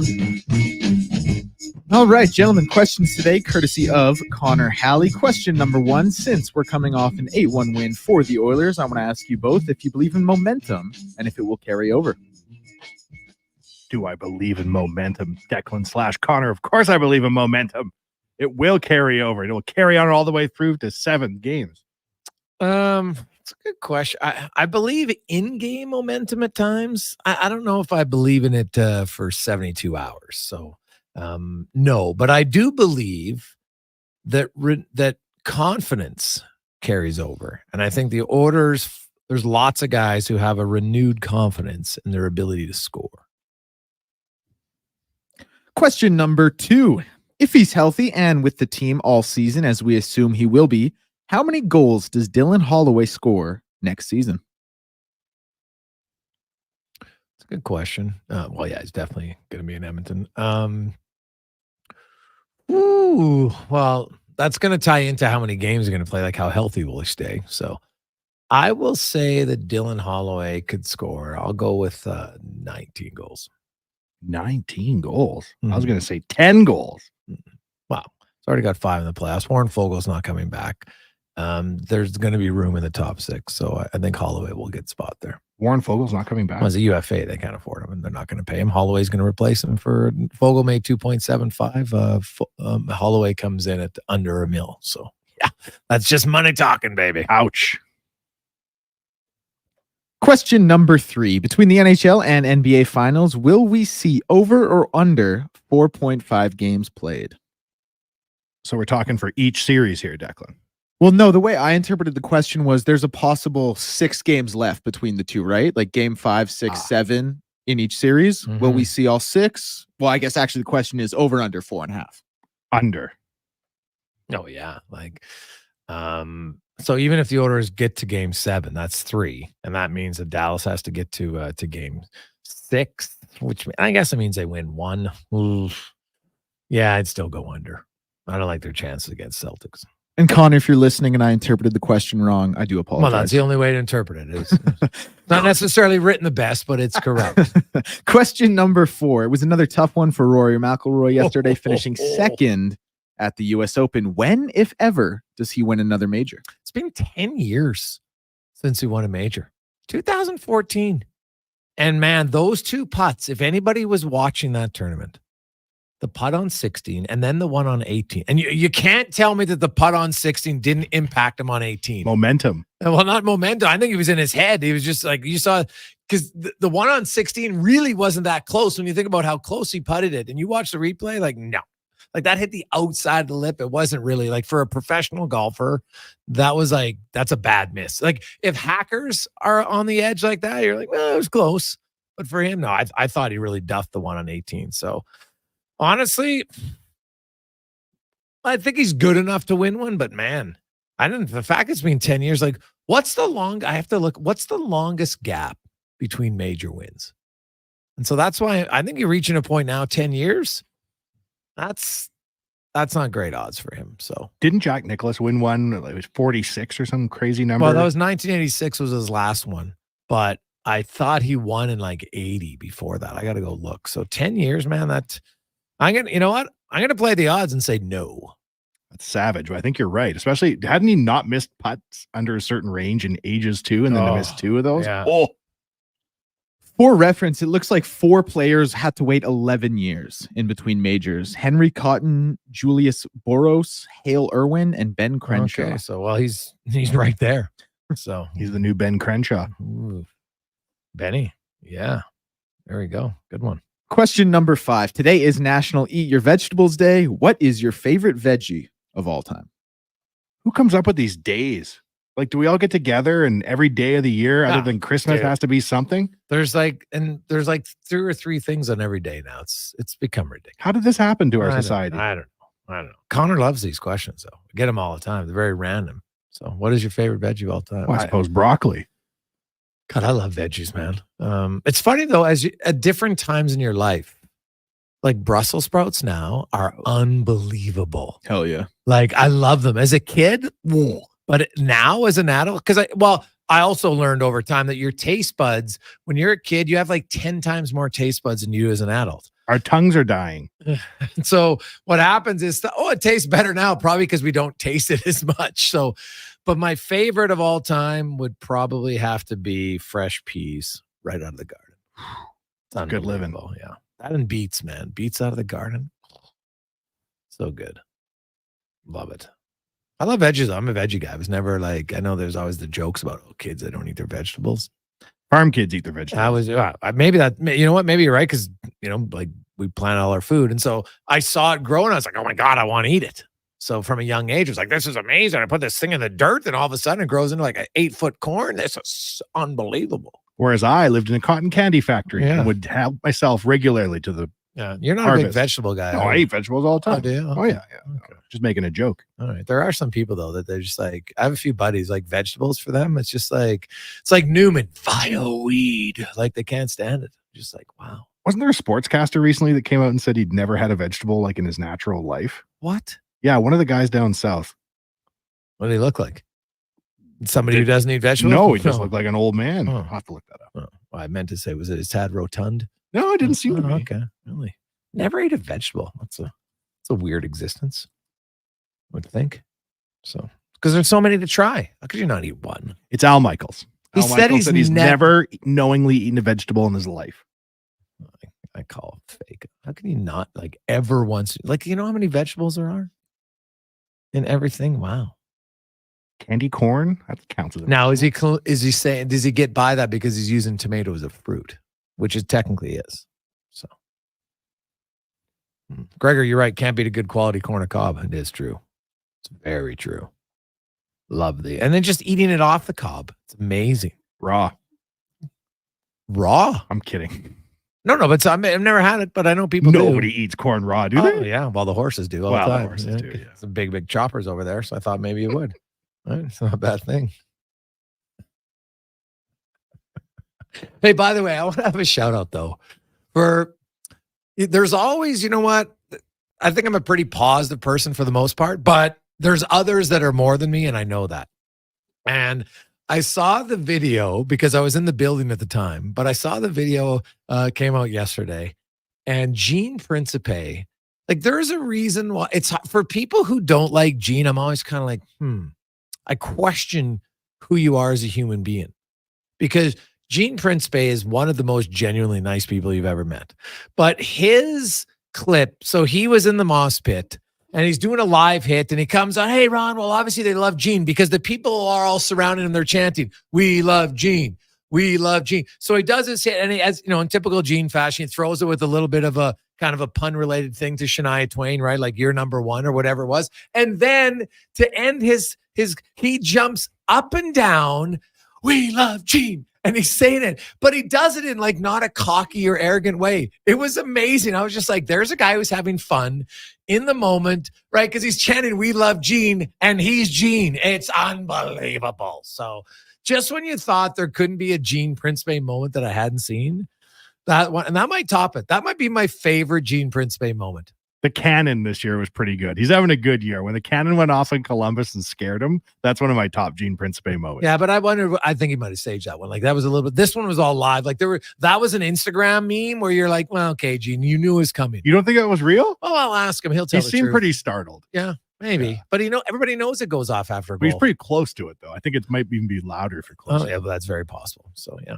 But you could be right. I'll have to ask him. But we do love Gene. He is so like that clip, and I posted it on Twitter. It just, if you're having a bad day, just watch his reaction and watch how he says it. And then how he, starts jumping up and down just like a kid. And it's fun and it's pure, raw and innocent. And I always say, if you don't like Gene Principe as a person, I question your choices as to what you expect humans to be like. Because most of us, myself included, should enjoy life more like Gene does. Like he just has fun. Like he has a job he loves, but that's a fun moment that most people, hey, back to you, they love me. Ha, look, they love me.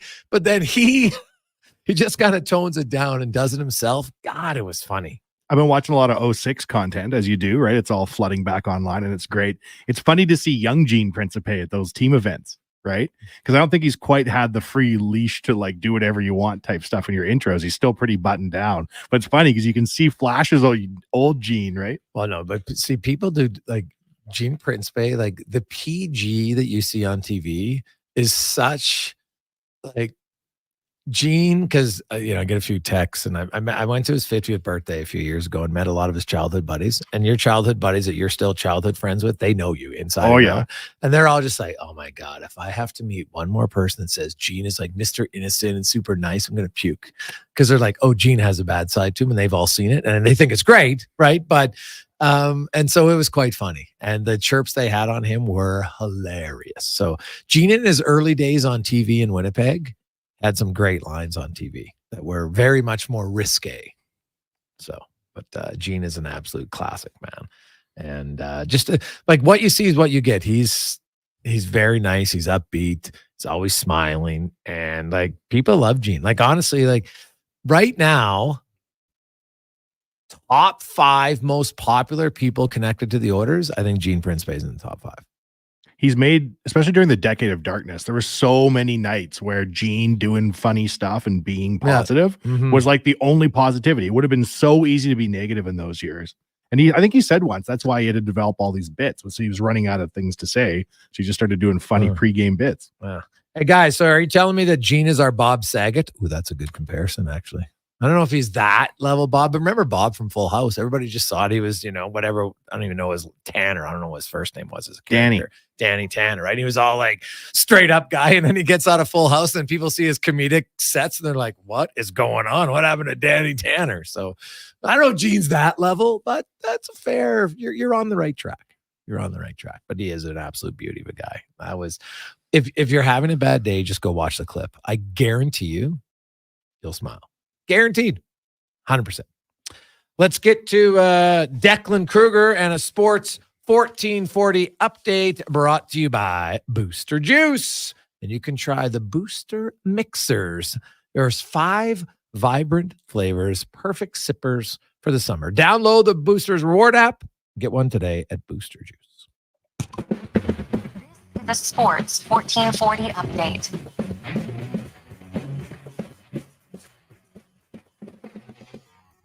And for your Sports 1440 update, Game 5 of the NBA Finals set to go here in about an hour and a half. The Boston Celtics hosting the Dallas Mavericks as Boston leads the series 3-1 with a chance to close things out on home court. And coming down just over 20 minutes ago, Kristaps Porzingis will be made available for Game 5.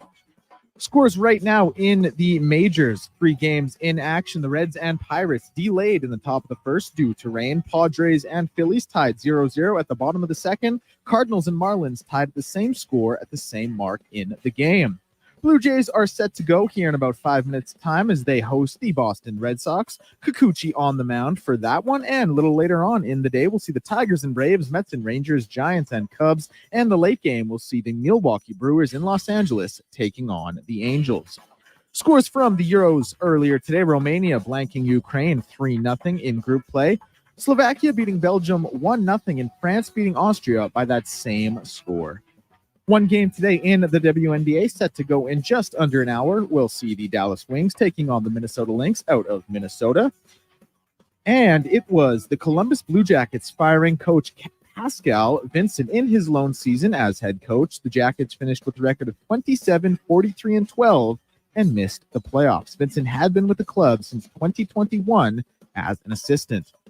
Canadian soccer news is Bayern Munich star fullback Alonso Davies rubbing shoulders with Argentina's Lionel Messi will lead Canada out at Copa America on Thursday. Canada coach Jesse March named the 23-year-old Davies as team captain today with midfielder Stefan Eustáquio, who plays in Portugal for FC Porto, as the vice captain. Coming up in hour 4 of the Jason Gregor Show, we'll be joined by Mark Spector of Rogers Sportsnet and Kevin Woodley of In Goal Magazine. I'm Declan Kruger. This has been a Sports 1440 update. Sports 1440 in West Edmonton Mall and Wetaskiwin. CKJR is a Stingray radio station. Download the free radio player app and listen wherever you go. Silent Rides is one of Alberta's premier bus charter companies with state-of-the-art motor coaches. We provide our customers with the safest and most reliable ground transportation. Our seatbelt-equipped buses have become the preferred carrier for many local sports teams, tours, corporate outings, and other travel across Western Canada. For more information and to request a quote, contact Ted Nakamura at 780-940-0880 or visit silentrides.ca. Heavy hauling in the worst of climates can be dreadful. Take the stress off the job. So why not? Steel heavy haul trailers. They redefine heavy hauling with premium heavy haul trailers designed, manufactured, and battle tested in the harshest of conditions. And if your heavy haul trailer has issues, their full service and frame inspections will tell you exactly what's wrong and why. They take the guessing out of repair work with quality engineered frame repairs that get you back working quick. Discover the difference at acusteel.ca. Black Friday pricing is back at the Brick. Check out the latest deals in every department, as well as hot new items just in time for summer. This Friday, June 21st, from 5 p.m. to midnight only, shop incredible 7-hour door crasher deals, like 65% off sofas when you buy the matching love seater chair, and 50% off mattresses $9.99 or more. Take advantage of these fabulous deals today, because Black Friday pricing won't last forever. Some exclusions apply. The Brick, saving you more. The ATB Classic is returning to Northern Bear Golf Club. An international field of professionals will battle it out on their path towards the PGA Tour. $15 gets you access to the tournament, or upgrade your ticket for premium greenside viewing. Net proceeds go to Youth on Course to give kids age 6 to 18 access to play golf for just $5. Come see the future stars of the PGA Tour. The ATB Classic at Northern Bear Golf Club. June 27th to 30th. Get your tickets at atbclassic.com. I'm Rick Showers from Noble RV, and we're having a moving sale at our Spruce Grove store. Now, our new store in Leduc is huge, and we have room for lots more. But we have over 100 quality used RVs here in Spruce Grove, and I'd rather give you a great deal than pay a mover to take it to Leduc. Does that make sense to you, Johnny? Makes perfect sense to me, Rick. So what's your plan? Well, Johnny, first thing is we're going to take the moving costs off the price of every used RV in Spruce Grove, and we do accept offers. So find the perfect used RV right here. We have over 100 camping trailers, fifth wheels, toy haulers, tent trailers, and motorhomes. See anything you like, Johnny? Might just keep this one for myself, Rick. Yeah, we get that a lot, but the moving sale is for a very limited time. We have to close the Spruce Grove store in just a couple weeks. But if we happen to have what you're looking for, then it's a win for both of us. And that's NoBull. NoBullRV.ca. Before every big interview, every big presentation, every big moment, I've always looked in the mirror and put on my game face. But lately, my eyes look tired, my brow looks old, and I'm starting to think it's game over. Stop thinking and start seeing Dr. Vance Elliott for skin refreshing treatments designed to give you a fresh and natural appearance. He didn't make me look weird. No, he gave me back my game face. Book your consultation today at drvanceelliott.com. Uber Eats is now in your area. We've got it all, from your favorite restaurant dishes to groceries and essentials. And get $0 delivery fee on all your orders. What are you waiting for? Try Uber Eats now. Taxes and fees still apply. See app for details.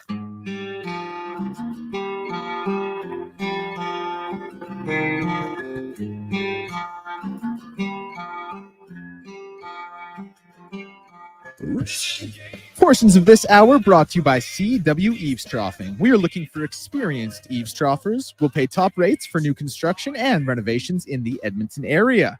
We have a great team atmosphere. Apply today at info@cweaves.com or call 435-1492.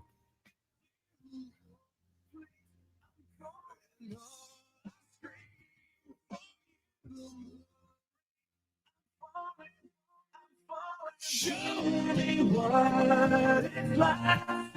That's what standards teach me wrong. What I can be, always be for me. Just after 5 o'clock. Welcome home. You made it through another work day. Good for you. Now you can relax. You are 25 hours away from Game 5, Stanley Cup Final 2024, the Oilers and the Florida Panthers. It's the Gregor Show, presented by PlayAlberta.ca, live on Sports 1440, Oilers Nation YouTube and Facebook. Many of you watching live on Twitter or Instagram. Hey, we appreciate all of you watching, excited, maybe nervous about the game. We'll see what happens. Let's get to the Spector board, brought to you by GS Construction. And they're not nervous. They're excited. Got all the jerseys flowing everywhere. GS Construction. They just wish the Oilers good luck in Game 5 from GS Construction. As we welcome in from Mark Spector from Florida. Spec, the Oilers with obviously their most dominant Stanley Cup final performance ever, winning 8-1. It was the second largest four-goal differential in Stanley Cup Finals history. The only one better was when Pittsburgh shut out Minnesota 8-0 in 1991. You know what? Not much to complain about. It's funny in an 8-1 game, but Stuart Skinner made some massive saves for the Oilers. Yeah, I thought as I watched that game, Jay, what I saw was just a changing, of the fortune. Like Knobloch had talked about expected goals, and as I said on the show, don't tell me expected goals because you got to wait for those to come. You have enough time to wait for those. But when we watched that game, Florida hits a crossbar and then a post on the rebound, and then 30 seconds later, Yanmark scoring that shorthanded goal. Right, so there's a little bit of puck luck that the Oilers haven't had, and then who's making the giant save out there? It's not Bobrovsky, it's Skinner. Who's starting to win some battles that game? It's not Florida, it's Edmonton. I just saw a series where I'm not telling you it's going to change for the next 4 games. I hope it does for the Oilers' sake, but finally the Oilers got their piece of that series in that game. Is that fair? Yeah, no, and you know what? Hey, it's 8-1, and Stuart Skinner made a few big stops, and they hit a goal post. Oiler fans the Oilers hit a lot of goal posts in Game 1 too. So, you know what? For sure. It happens, but there was a very significant tactical change for the Oilers. They used a stretch pass way more, either ringing it up the boards or up the middle, and it really limited Florida's aggressiveness for their defensemen. So instead of stepping up, they had to step back. And that really seemed to create lots more space. And eventually Edmonton ended up with, I think it was 5 goals off the rush. Hey, there's a way to combat every system, right? LA is the opposite. They sit back and do nothing. And the Oilers figured out how to beat LA, and they can beat them every time. This one here, this system Florida's playing, and maybe later on we'll have the conversation about if it took the Oilers too long to figure it out, Jason. But that aggressive defenseman on the old offensive blue line, the defenseman that goes forward every time, he's there to be exploited, right? Yep. That aggressive system is there to be exploited, and the Oilers figured out in Game 4 how to exploit it. Now you got Florida. They're going to have to figure that out a little bit, and maybe if you make them change the way they want to play, maybe now you're in this series, huh? Oh, well, yeah. No, if they win Game 5, then they're legit in the series. There's no question about it. They're still alive in the series now, but it's a tough game back home. Florida, you know what? They're going to try to repeat their Game 2 performance after they didn't like their performance in Game 1. We saw them bounce back. That's why I'm not a huge believer in momentum. But the one thing I do believe in, Spec, is confidence is a major part of the game. And the order forwards and as a group is like, hey, we scored 8 goals on Bobrovsky in under 50 minutes. And he suddenly looks like he can be beat. Yeah, that's the mental side of this. That's huge. We heard Zach Hyman say it. I mean, the guy at the other end looked unbeatable. We didn't have any goals on him. Our power play hasn't scored. So that's huge, boy. Everybody knows it. Bobrovsky doesn't look quite like, Jacques Plante in his prime or, name the best goalie he ever saw, Grant Fuhr in 1987. He looks like a normal goalie. That is huge. I would say to you, the next thing that the Oilers would like to see is a 5-on-4 goal. Yes. They've had a million. Their power play hasn't been bad. Like Florida's power play has been bad. They can't enter the zone. They're not creating any chances. They got 1 goal in the series. Edmonton's power play has been mostly pretty good, and it's got 0 goals in the series. To me, that's the next hill that's got to get climbed here if they're going to keep this thing going. Spec, are you a believer in momentum, or do you, like Gregor, think it's not a thing? No, it's not a thing. Not game to game. Inside a game, yes, for sure. Not game to game, not in the NHL playoffs. The other thing I don't really believe a lot in is home ice advantage in the NHL playoffs. Hey, wait, guess where I am? I don't know, baseball game. Hear that? Yeah. Take me out to the ball game. I got a ball game. If you can't recognize that organ, it's a ball game organ. Oh, yeah, no, I got it. Anyway, No, NHL playoffs are a different cat. Like there's no, it's kind of funny. Like, hear me out on this. We talk about football. Football has lots of momentum, but they don't play series. They just play one game and then everybody moves on. Mm-hmm. You know, in hockey, we kind of feel like just because they play each other 5 or 6 or 7 times, there should be momentum from game to game. My experience is there's very, very little, if any. Unless there's injuries, there's no momentum. So the Oilers got to start at 0 again, boys, in game 5 here and create their own momentum within the game. Yeah. Oh, 100%. And, you know, I think they'll be a confident group. Now, Spec, what did you make of Knobloch's thoughts on Evander Kane? How close, if any, is he to returning? Listen, I'd be lying if I said I knew. I would be. You know, it's the playoffs. No one tells you what's really going on here. All I'll say to you is this, and I think you probably agree with me, Jason. If Evander Kane can help, you play him. Yeah. But he's got to help. I'm not playing Evander Kane just because he wears 91 and the nameplate says Kane, and I like having him on my team. I'm not playing him if he can't help. Someone's got to make the decision. If he's anywhere close to being Evander Kane, he's in my lineup yesterday. But if he's the Evander Kane we watched for the last 4 or 5 games, you just took him out, scored 8 goals. I don't know why you're putting him back in. Yeah. What about Carrick for Derek Ryan? Like Derek Ryan, Spec, shorthanded. He's won 1 out of 6 faceoffs. He got scored on. He's -1 in the series in the 2 games he's played. He's -6 in his last 46 minutes of 5-on-5 play. To me, if Sam Carrick might even offer you more. Now, some would say, "Oh, you don't change a starting lineup." Or, okay, whatever. But the coaches change winning lineups all the time. And if I did bring Kane in, I wouldn't put him in the top 6. I would play him with McLeod and Perry. Yeah, you would play him with, and you put McLeod back at center. Yes, I put McLeod. I know people like, McLeod. He said he scored at center the last game with Fogle and Holloway. He didn't play there a ton. I get it, but you play him with Kane and Perry. You know what? To me, I just look and say, if Evander Kane, like you said, if he's healthy enough to play, I think he can offer you more than Derek Ryan. And they're not going to miss Derek Ryan that much in the penalty kill because he doesn't play that much to begin with. You know what? Like, there's guys that get you to the playoffs, and then there's guys that are really useful in the playoffs. I think Yanmark and Ryan are different guys. You don't notice Yanmark all year, but you sure love him in the playoffs.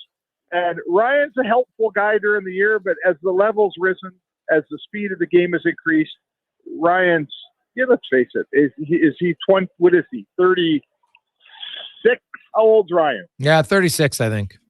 I think he's 36. God bless him. Great career, started late. I'm not trying to say negative things about him, but if I'm a scout looking at this series and I'm writing a report back to my GM, I'm telling you this hockey's too fast for Derek Ryan. So if you're not fast, you better be big and you better score.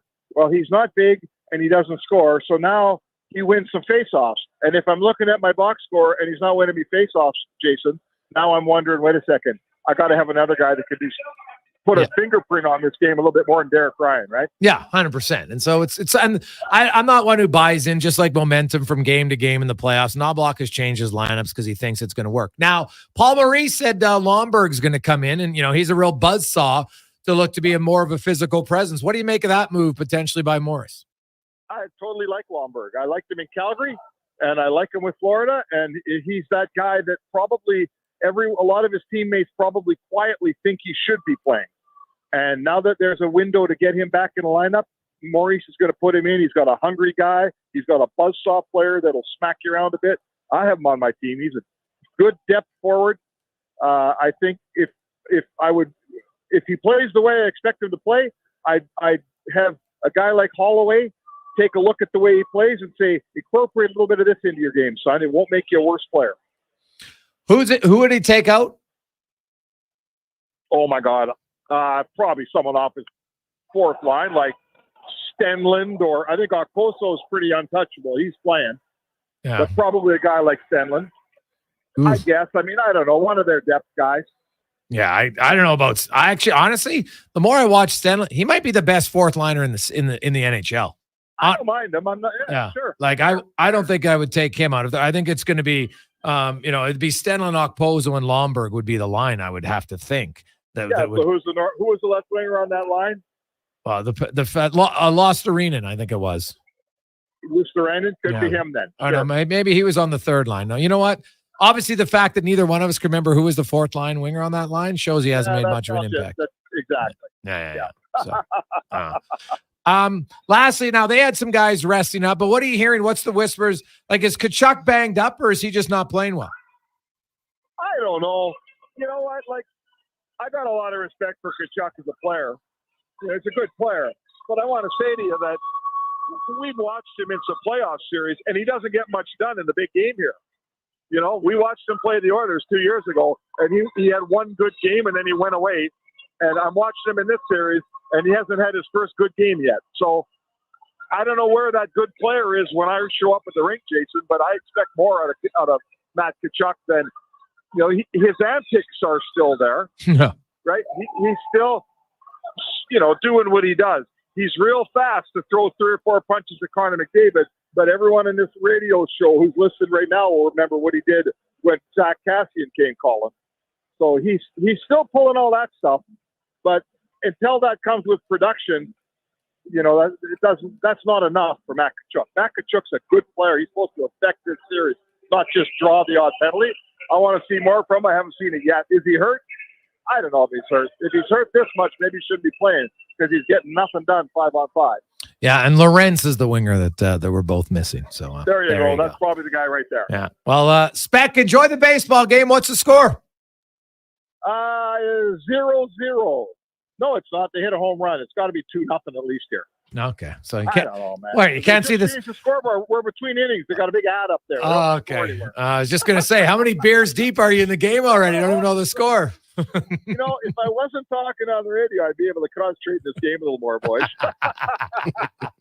Well, Spec, we'll let you get back to your priorities and watch the game, and we will chat with you tomorrow.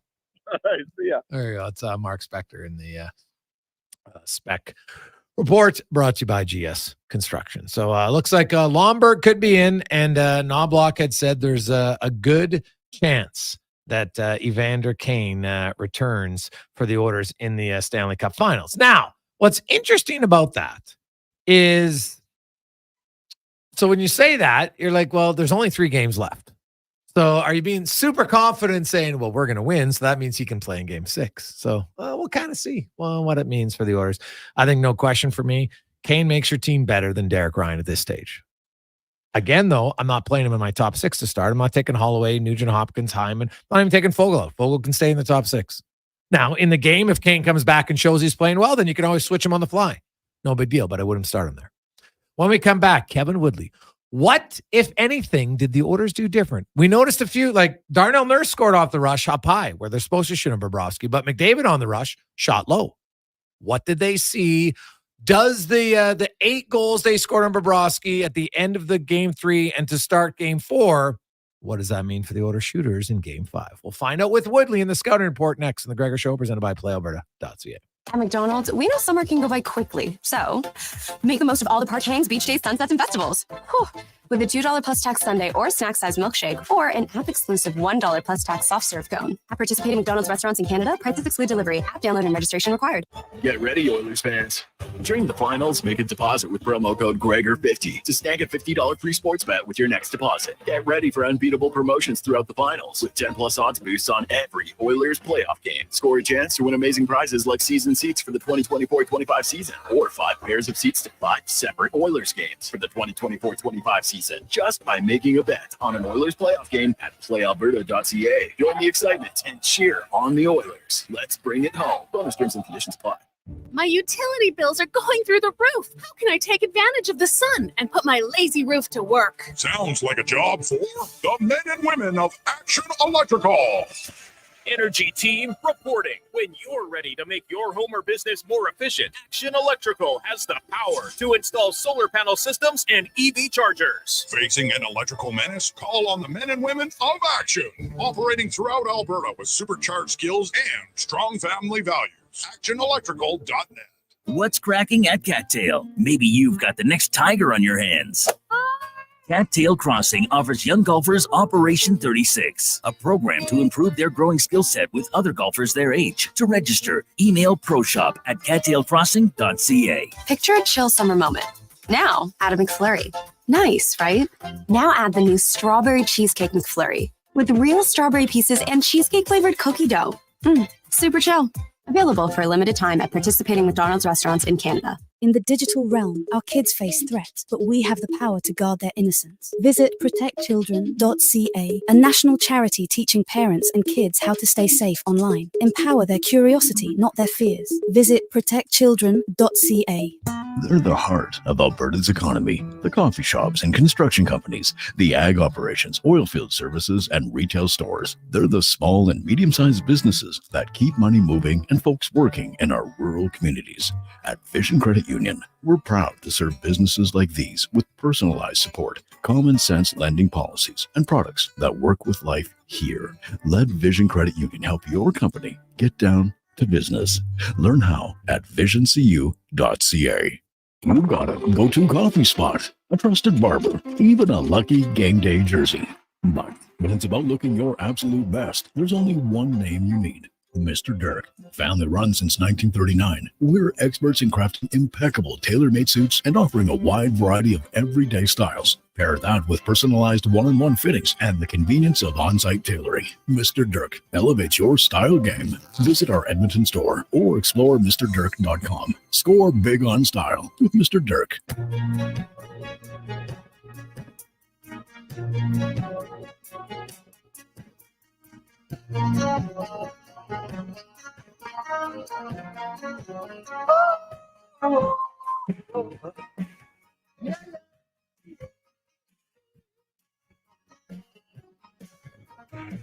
I feel the hunger, the hunger, trying to keep a man awake at night.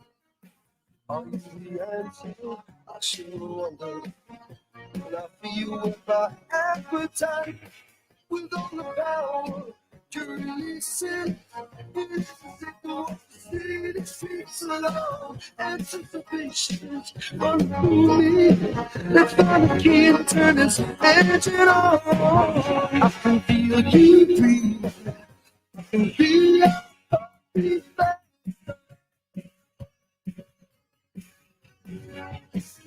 Take me home tonight. I wanna let you go for the sake of life. Take me home tonight. Listen on it just like a run aside. Be my little baby. We continue on. Jason Gregor, Wanye Gretz, Declan Kruger with you on Sports 1440, Oilers Nation, YouTube and Facebook. And we are now going to get to, we'll put it out on Twitter as well, that Kevin Woodley is coming out because people are always excited about the scouting report now brought to you by Action Electrical. Where, hey, have you been scouting out solar panels? Does it work? Does it save you money? The answer is yes on both accounts. And they can help you save even more money, get you the right financial plan, set you up with all the government initiatives. Go to actionelectrical.net. As we welcome back to the show from InGoal Magazine, NHL.com, Kevin Woodley joins us. Kev, the Oilers couldn't solve Bobrovsky for the first 8 periods. Then they scored 2 goals in the third. Then they lit him up. He got pulled before the game. Not necessarily that he was terrible by any stretch of the imagination, but, you know, like the Holloway goal on a breakaway that squeaks by him, those goals didn't go in game 1 when they had breakaways. You know, off the rush, McDavid beats him low blocker. Nurse beats him high blocker. So did you see anything different? Like those goals, you know, it wasn't like there was a trend. They were all high glove or all high blocker. They're all in different spots. What did you see as the reason why the Oilers suddenly were getting some goals by Bobrovsky? Well, 2 things. One, a willingness to shoot from distance, something we talked about, right? Like McDavid's higher in the zone. I think even in that case, the reason low blocker's such a great choice there is because he's on his forehand. And if you're Bob, you're, you know, especially when you go back to game 1 where every breakaway was trying to beat him in tight with the deke, you're thinking he's probably going to cut across to his backhand. So you've got your weight on that right skate. And as soon as you've got on your weight on that right skate, anticipating a push to your left, you can't push back to your right as much. You don't have as much or as good an access to the blocker side. So a great play by McDavid, a willingness to shoot from distance. We saw it from Nurse. We saw it from Ekholm in the 2-on-1 when he scored earlier in the series. That's one trend. just generating chances and not looking for perfect tic-tac-toe or backdoor plays against Bobrovsky. Much like our conversation about Artur Shilov's, when you get down low and in tight below the bottom of the hash marks with those lateral plays, that's where he's typically at his best, especially if he can read it. The other part is when they did get down low, when they did find themselves deeper in the zone, even off rush chances, they strung him out and got him, sort of extended out wide, which was another part of the pre-scout going into this, that you can pull him laterally, and rather than retreat to the post, he'll get caught at times outside of him. And we saw that on a couple of goals as well. So those would be the two trends. I mean, the other thing, if you're an Oilers fan that you're looking for optimism here, the reality is the first 3 games of this series, Bob was plus 5.34 goals saved above expected. That matches his total for the entire playoffs up until that point. He basically doubled how many goals he saved the Florida Panthers in those 3 games, which tells you 2 things. 1, outside of game 2, the Oilers generated chances. But 2, what you saw in games 1 to 3 wasn't necessarily the norm. He's been good, but hasn't had to be great up until those 3 games. And he was. But there's nothing in the profile, if you date back, that says, he's got good in him. He's been good throughout.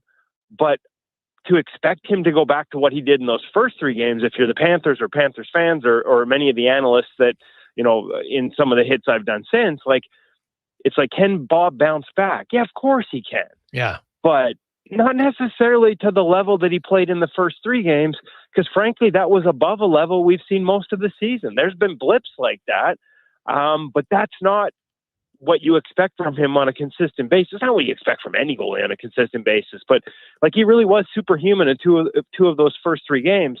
And so expecting him to do that again for either side, probably not realistic. The bad news is if you're the Oilers, he only sort of needs 1 more though. Yeah. Kevin, listening to you talk, you're filling me with confidence. And I'm just wondering if you're like Gregor and don't believe in momentum between games, or you do believe in momentum. No, I don't. I don't necessarily believe in momentum, but like I said, on the bounce back, I fully expect him to bounce back. It's just that I think people are unrealistic at times about what that looks like. Expecting him to become the guy he was in games 1 and 3, that's just not who he's been most of the season. So I don't believe necessarily in momentum, but certainly has Bob appeared to lose some of the edge that he had on Oilers shooters. And again, I would point to the way they're trying different things, frankly, that we talked about going into the series they needed to do to try and get him to open up, to try and beat him, from distance with clean looks, to not always look for the east-west plays down low. So to me, that's not so much a momentum thing, is just maybe, getting to the point now where you're targeting the right things, frankly. Now, did you say he was plus 5.34 on goals above expected? Yeah, when I looked up ClearSight heading into game 4, that's what he was in those games. I think he was -3 in that first game, or in game 4 there. Yeah. Okay. So you look at, what about Stuart Skinner's performance? I know in an 8-1 game, there's a lot of focus on the Oilers, as there should be in their scores and stuff, but that Stuart Skinner, he had a really good game. He faced some key saves, and I don't think Edmonton was as tight defensively as the score showed. No, it was a little bit of firewagon hockey, right? The Oilers created 13 high danger chances, but they also gave up 9. Created almost 6 expected goals, scored 8.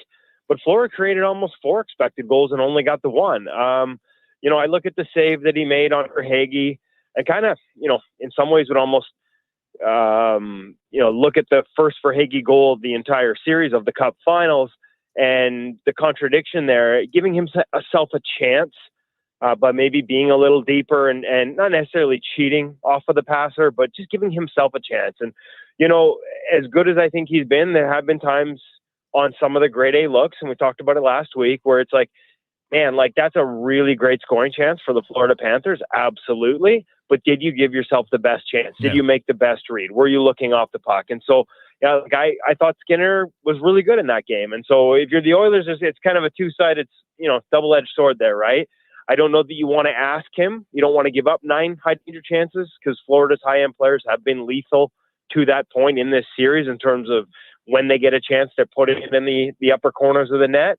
But it's certainly got to bode well for his confidence, for the confidence of the group in front of him, even if I wouldn't be tempting fate. And like I said, letting the Panthers get near double digits and high danger chances, in any single game the rest of the way. So you mentioned Skinner was solid, gave himself a better chance to make the saves. What was the positional difference for you then that allowed him to do that? Well, I mean, to me, it's funny because we've talked throughout the year about him.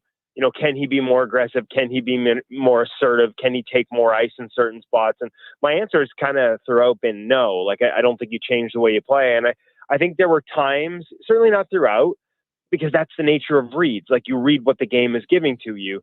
And there are times you take ice and there are times you don't. I thought overall, maybe just a touch more conservative positionally. Yeah. And that's what gives yourself a chance when the Panthers are trying to create laterals.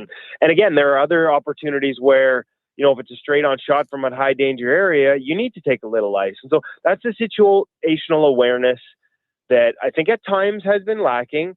But in fairness, it's the kind of stuff that takes experience, sometimes years of experience, for it to become instinctual and innate. And so it's not like it's a panic that we've seen it missing at times in these playoffs. You got to remember, this is the guy who's in his second year in the National Hockey League. When I do a lot of these video breakdowns, it's funny, I just did one with Charlie Lindgren today of the Washington Capitals, and he talked about his awareness on a low-high pass into the slot, and he's like, even 3 years ago, 2 years ago, I'm coming charging out at that guy. But in that moment, he recognizes there's another player off to the side. He only gets halfway up his crease, and he gives himself a chance to make a really tough save. That type of situational awareness, as much as there are things that Skinner can do, and I think looking off the puck is something that needs to get better as the years go on, it will come. I believe it will come because, like the rest of his approach, like he thinks his way through the position in a pretty good fashion. Kevin Woodley from In Goal Magazine and NHL.com joins us. And, Kev, we talk about, and I agree with you, momentum doesn't necessarily move, but confidence is a factor, good or bad, for certain players. Yeah. And, you mentioned Bobrovsky was out of this world. Now the order shooters just look and say, okay, like, he's beatable. And he was playing at a level you called superhuman. So if you're Edmonton, like, I'm not a big believer in just wasting shots. The last thing you want to do is give a goalie to field shots. But early on in that game, what would be the best way, do you think, in the first period for the Oilers to attack Bobrovsky to give them the best chance for scoring success? Well, I mean, you're exactly right. It's one of my greatest pet peeves when a goalie comes in cold off the bench or a guy hasn't played in a while and the announcing staff is like, oh, just shoot everything at the net. Because the reality is, if you're shooting pucks that goalies stop 99% of the time, he's still going to stop at 99% of the time, and you're going to give him an opportunity to feel good.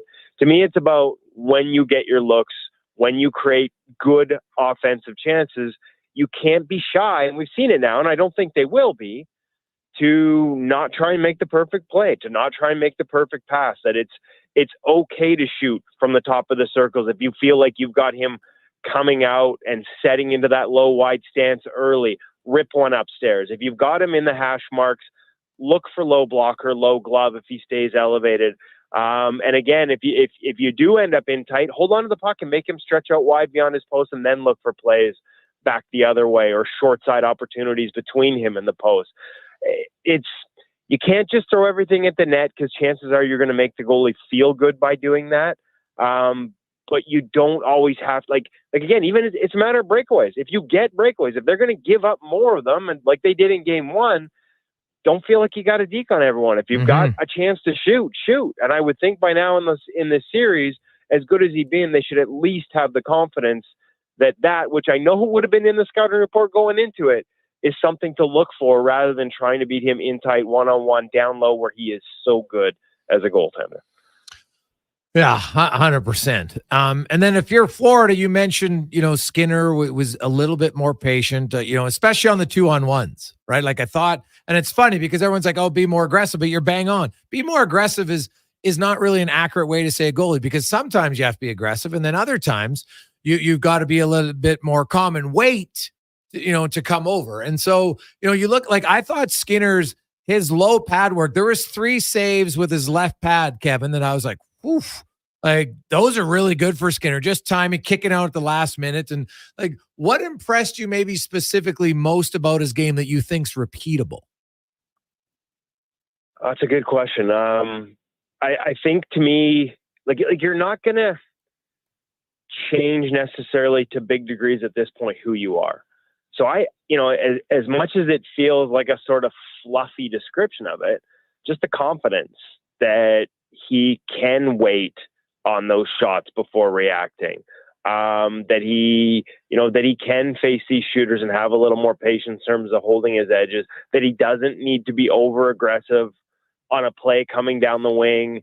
And for every foot of ice he takes on the guy carrying the puck, he's got 2 more to recover if they get that lateral pass across. Now, if you make an early read that your defenseman has that back door taken away or that cross ice pass taken away, then it is the right read to step out and take a little ice and cut down that angle a little more. But just the confidence in those reads and the understanding that, his reactive game is good enough that he doesn't need to chase anything outside of what he normally does. And again, like I said, it's not a super technical breakdown, but having that confidence of having it work to the degree it did, I would think that's got to give him a little bit of sort of, just a little more sturdiness to what already is his foundation. Yeah. Yeah. Well, at this point, there's not going to be massive changes, but it's like anything when things are working, hey, just keep doing what's working. So it's going to be. And the bigger risk, Jason, is when things aren't working as a goaltender, especially a young goaltender, and we got to remember he still is, the temptation can be to try and make changes, to chase change for the sake of change, to think, oh man, Barkov got me high blocker clean. I better take more ice next time I see him walking down the lane.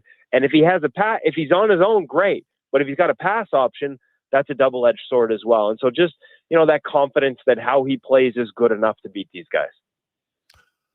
Kev, as always, man, great stuff. If there's a game 6, we might be getting another preview from you before then on Friday. So, let's just say that by all means, feel free to reach out ahead of a game 6 if there indeed is one. If we get to a game 7, I'll do that too, but it'll be from Honolulu. Ooh, nice humble brag there. I like it a lot. Kev? Hey, listen, I'm in Victoria right now. The weather's almost as beautiful as Hawaii. So okay, I've been to both, and hey, I love Victoria, but let's be real here. It's a little bit different in Maui, but a little bit more humid, if you know what I'm saying. So it's good. Awesome. Make sure you get some sunscreen on, and we'll talk to you. Oiler fans are hoping we talk to you on Friday. Sounds good. I look forward to it. There you go. That's Kevin Woodley from Ingo Magazine and NHL.com. Always, what I like from Woodley, we learn stuff, right? You can never just say, oh, be more aggressive. Well, sometimes he has to be. But in this case, he felt Skinner had more success because he was a little bit more conservative positionally, especially on cross-ice passes. Kevin's a real expert, man. Like, I've learned a lot this year listening to him talk. Dude, it's been 5. Why do you think I have him on the show all the time? I've had him for 5 years. I've learned tons about it because I'm always a big fan and learning more. Like, it's like when we had Kerry Fraser and Bud Steen on for years about the officials. I learned way more about the game, how to watch the game, how to watch the officials. And really now in the officials, when I see a call that maybe isn't right, the first thing I watch for is where's his positioning? Because that's what Kerry Fraser always talked about. Majority of the times when you miss a call, it's because of positioning. Not because the guy wants to miss the call. It's because of their position so they don't see it.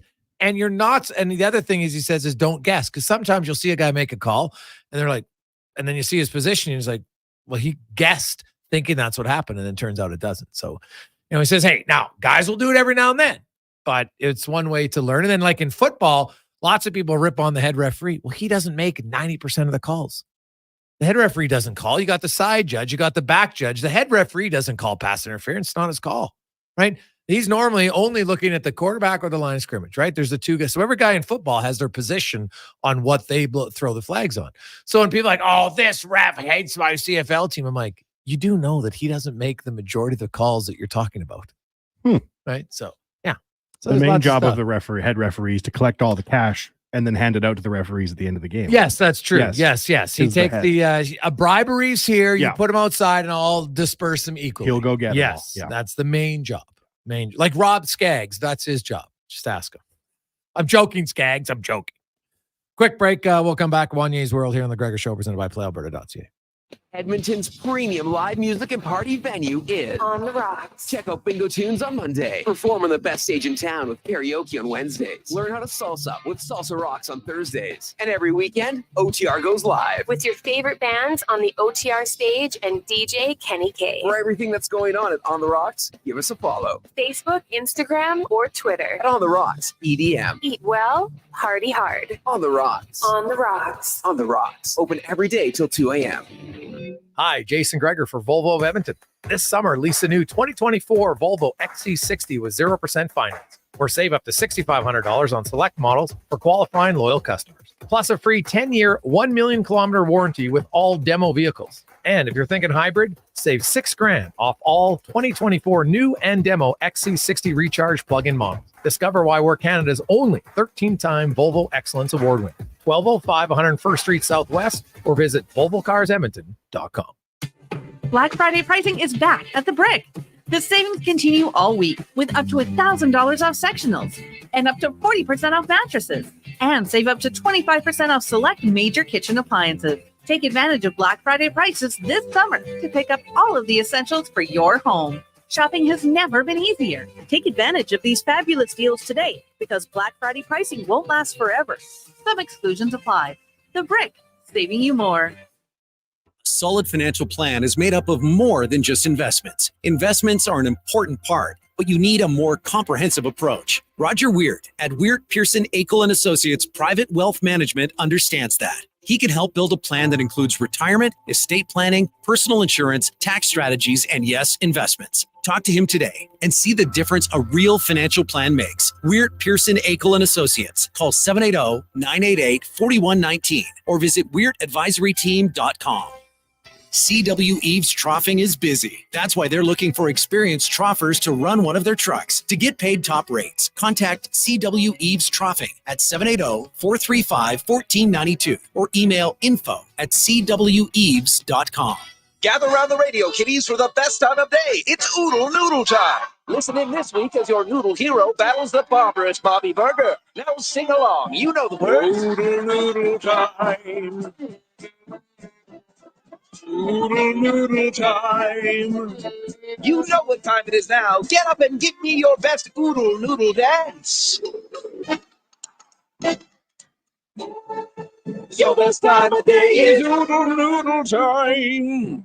Join NHL alumni at the Hockey Heroes Charity Alumni Weekend in Whitecourt on September 6th and 7th. A Friday night banquet featuring live entertainment, auctions, and a great meal, followed by a charity golf tournament Saturday at the Whitecourt Golf and Country Club. Visit hockeyheroesgame.com to register. Johnson, whoa. Hi, Dennis from Weiss Johnson, and our team here is so hyped about being in the finals and ending the Canadian drought that we're giving away a free air conditioner when Edmonton brings home the cup. So enter now, weissjohnson.com. Hit the Contact Us button, tell us who your favorite Edmonton player is, and you'll be entered to win a brand new air conditioner minus installation. Our family cheering loud and proud since 1977. We want the cup! Uber Eats is now in your area. We've got it all, from your favorite restaurant dishes to groceries and essentials. And get $0 delivery fee on all your orders. What are you waiting for? Try Uber Eats now. Taxes and fees still apply. See app for details.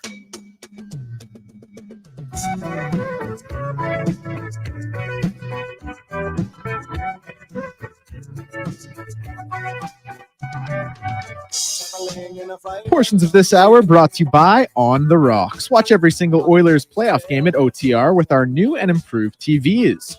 $4.50 Molson Canadian and 60-cent wings every game. Book your table today at Jasper Ave and 118th.